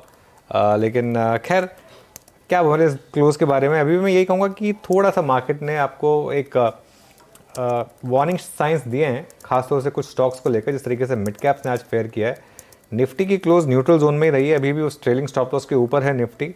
बैंक निफ्टी भी अभी उस ट्रेलिंग स्टॉप लॉस के ऊपर है, लेकिन थोड़ा सा मार्केट का जो एक वन वे तेज़ी थी उस पर ब्रेक जरूर लगा है, और उसमें बुराई भी नहीं है क्योंकि एक वन साइडेड तेज़ी थी। थोड़ा कंसोलिडेशन किसी को हर्ट करेगा नहीं। लेकिन वीरू के पास चलते हैं और जरा एफएनओ की भी समरी समझ लेते हैं। वीरू जी अनुज, आज निफ्टी बैंक ने फाइनली अपना 10-डे exponential moving average downside छुआ। 27 जून के बाद पहली बार निफ्टी बैंक रिट्रेस होकर टेंडिमा की तरफ आया, और जहां तक निफ्टी का सवाल है 19,360 पे अभी भी ये अपने टेंडिमा से काफ़ी दूर। आज की क्लोज के मुताबिक अगर इस जोन में आता है तो टेंडिमा प्लेस्ड है करीब 19,230, वहां से अभी भी 130 अंक ऊपर। ब्रेथ देखते हैं, breadth in derivatives 33 long, 35 short covering, short लगभग 56 और लॉन्ग अनवाइंडिंग। एक प्रॉफिट टेकिंग की फीलिंग बिल्कुल थी 62। ये फिगर बहुत दिनों बाद मुझे लगता है मेरे ख्याल से 26 जून के बाद फर्स्ट टाइम हमारे पास लॉन्ग अनवाइंडिंग प्लस शॉर्ट का जो आंकड़ा है वो 100 के ऊपर गया है। हालांकि एस्कॉर्ट्स कुबोटा, रिलायंस इंडस्ट्रीज, आज बाजार अगर निफ्टी यहाँ पे खड़ा हुआ है अभी भी टेंडिमा से लगभग 130 पॉइंट का एक डिफरेंशियल लेके, तो it all goes to I think Reliance. बाकी सेल में आईसीआईसीआई प्रू और जेएसडब्ल्यू स्टील में, मेटल्स में स्ट्रेंथ थी आज, कुछ ऑटो में स्ट्रेंथ थी आज, और एक रिलायंस जो इटसेल्फ अगर आप देखें एक सेक्टर रहा, इसने आज एक स्ट्रॉन्ग मूव दिया। टाटा स्टील में शॉर्ट कवरिंग, मैरिको में शॉर्ट कवरिंग, पीएल में, क्रॉम्पटन और पॉलीकैप में आज लगभग 1.5% का move because of short covering. Shorting थी ज़्यादा, 56 शॉर्टिंग का आंकड़ा था। Balkrishna industries, Aarti industries, chemical basket में याद रखिएगा बहुत ज़्यादा शॉर्टिंग हुई है। केमिकल और आईटी में दीपक नाइट्राइट आपकी स्क्रीन पे, एचसीएल टेक्नोलॉजीज में लगभग 3% का डिक्लाइन रहा। ग्लेनमार्क फार्मा स्ट्रॉन्ग होता है इनिशियली, लेकिन उसके बाद कोलैप्स हुआ। बाकी India Mart, Titan, HPCL, bank of Baroda, इन सभी काउंटर्स में शॉर्टिंग हुई।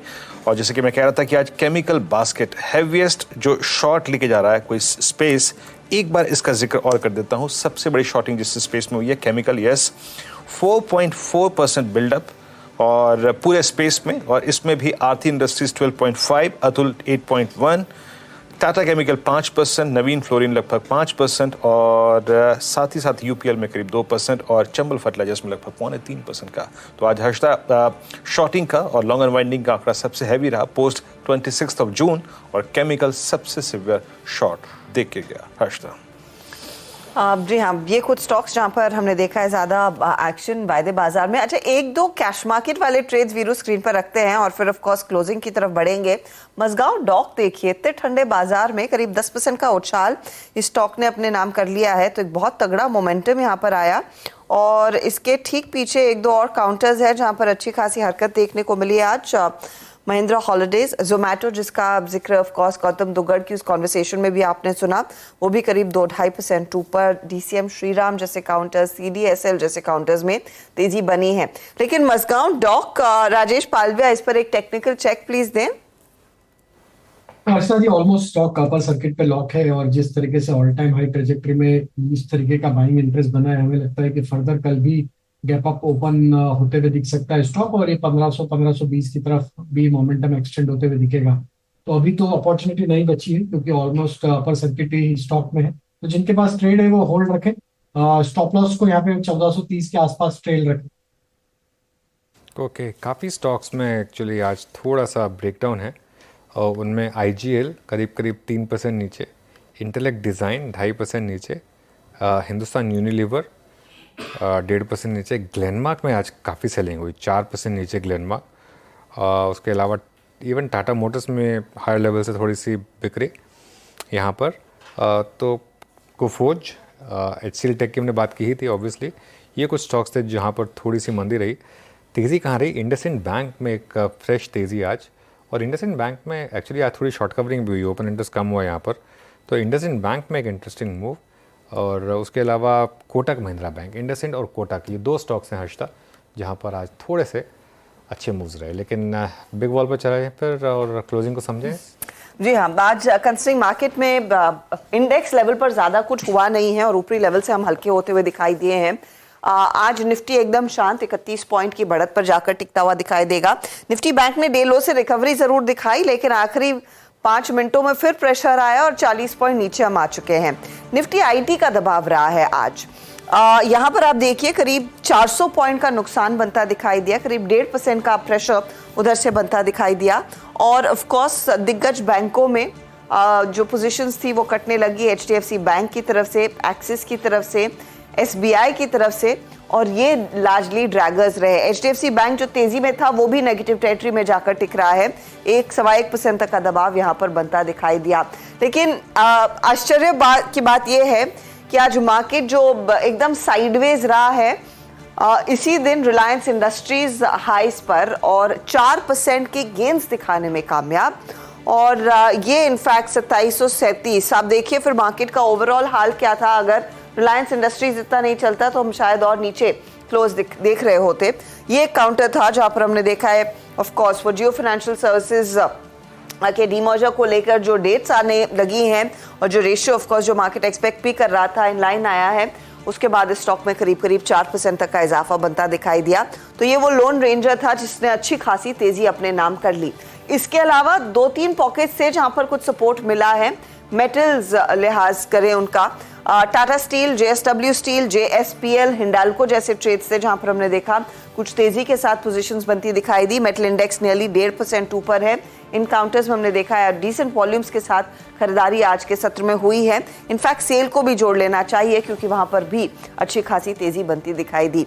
और इंश्योरेंस कंपनियों का हम जिक्र कर रहे थे, ICICI प्रू और HDFC लाइफ, इन दोनों ही ट्रेड्स में हमने देखा है अच्छे खासे गेन्स बनते दिखाई दिए हैं। तो ये कुछ पॉकेट्स थे जहां पर तेजी की पोजीशंस आई हैं।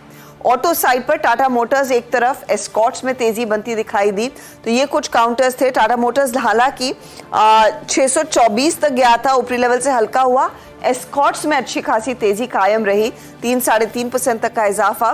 लेकिन आयशर जो पॉजिटिव टेरिटरी में था वो फिसला है ऊपरी लेवल से।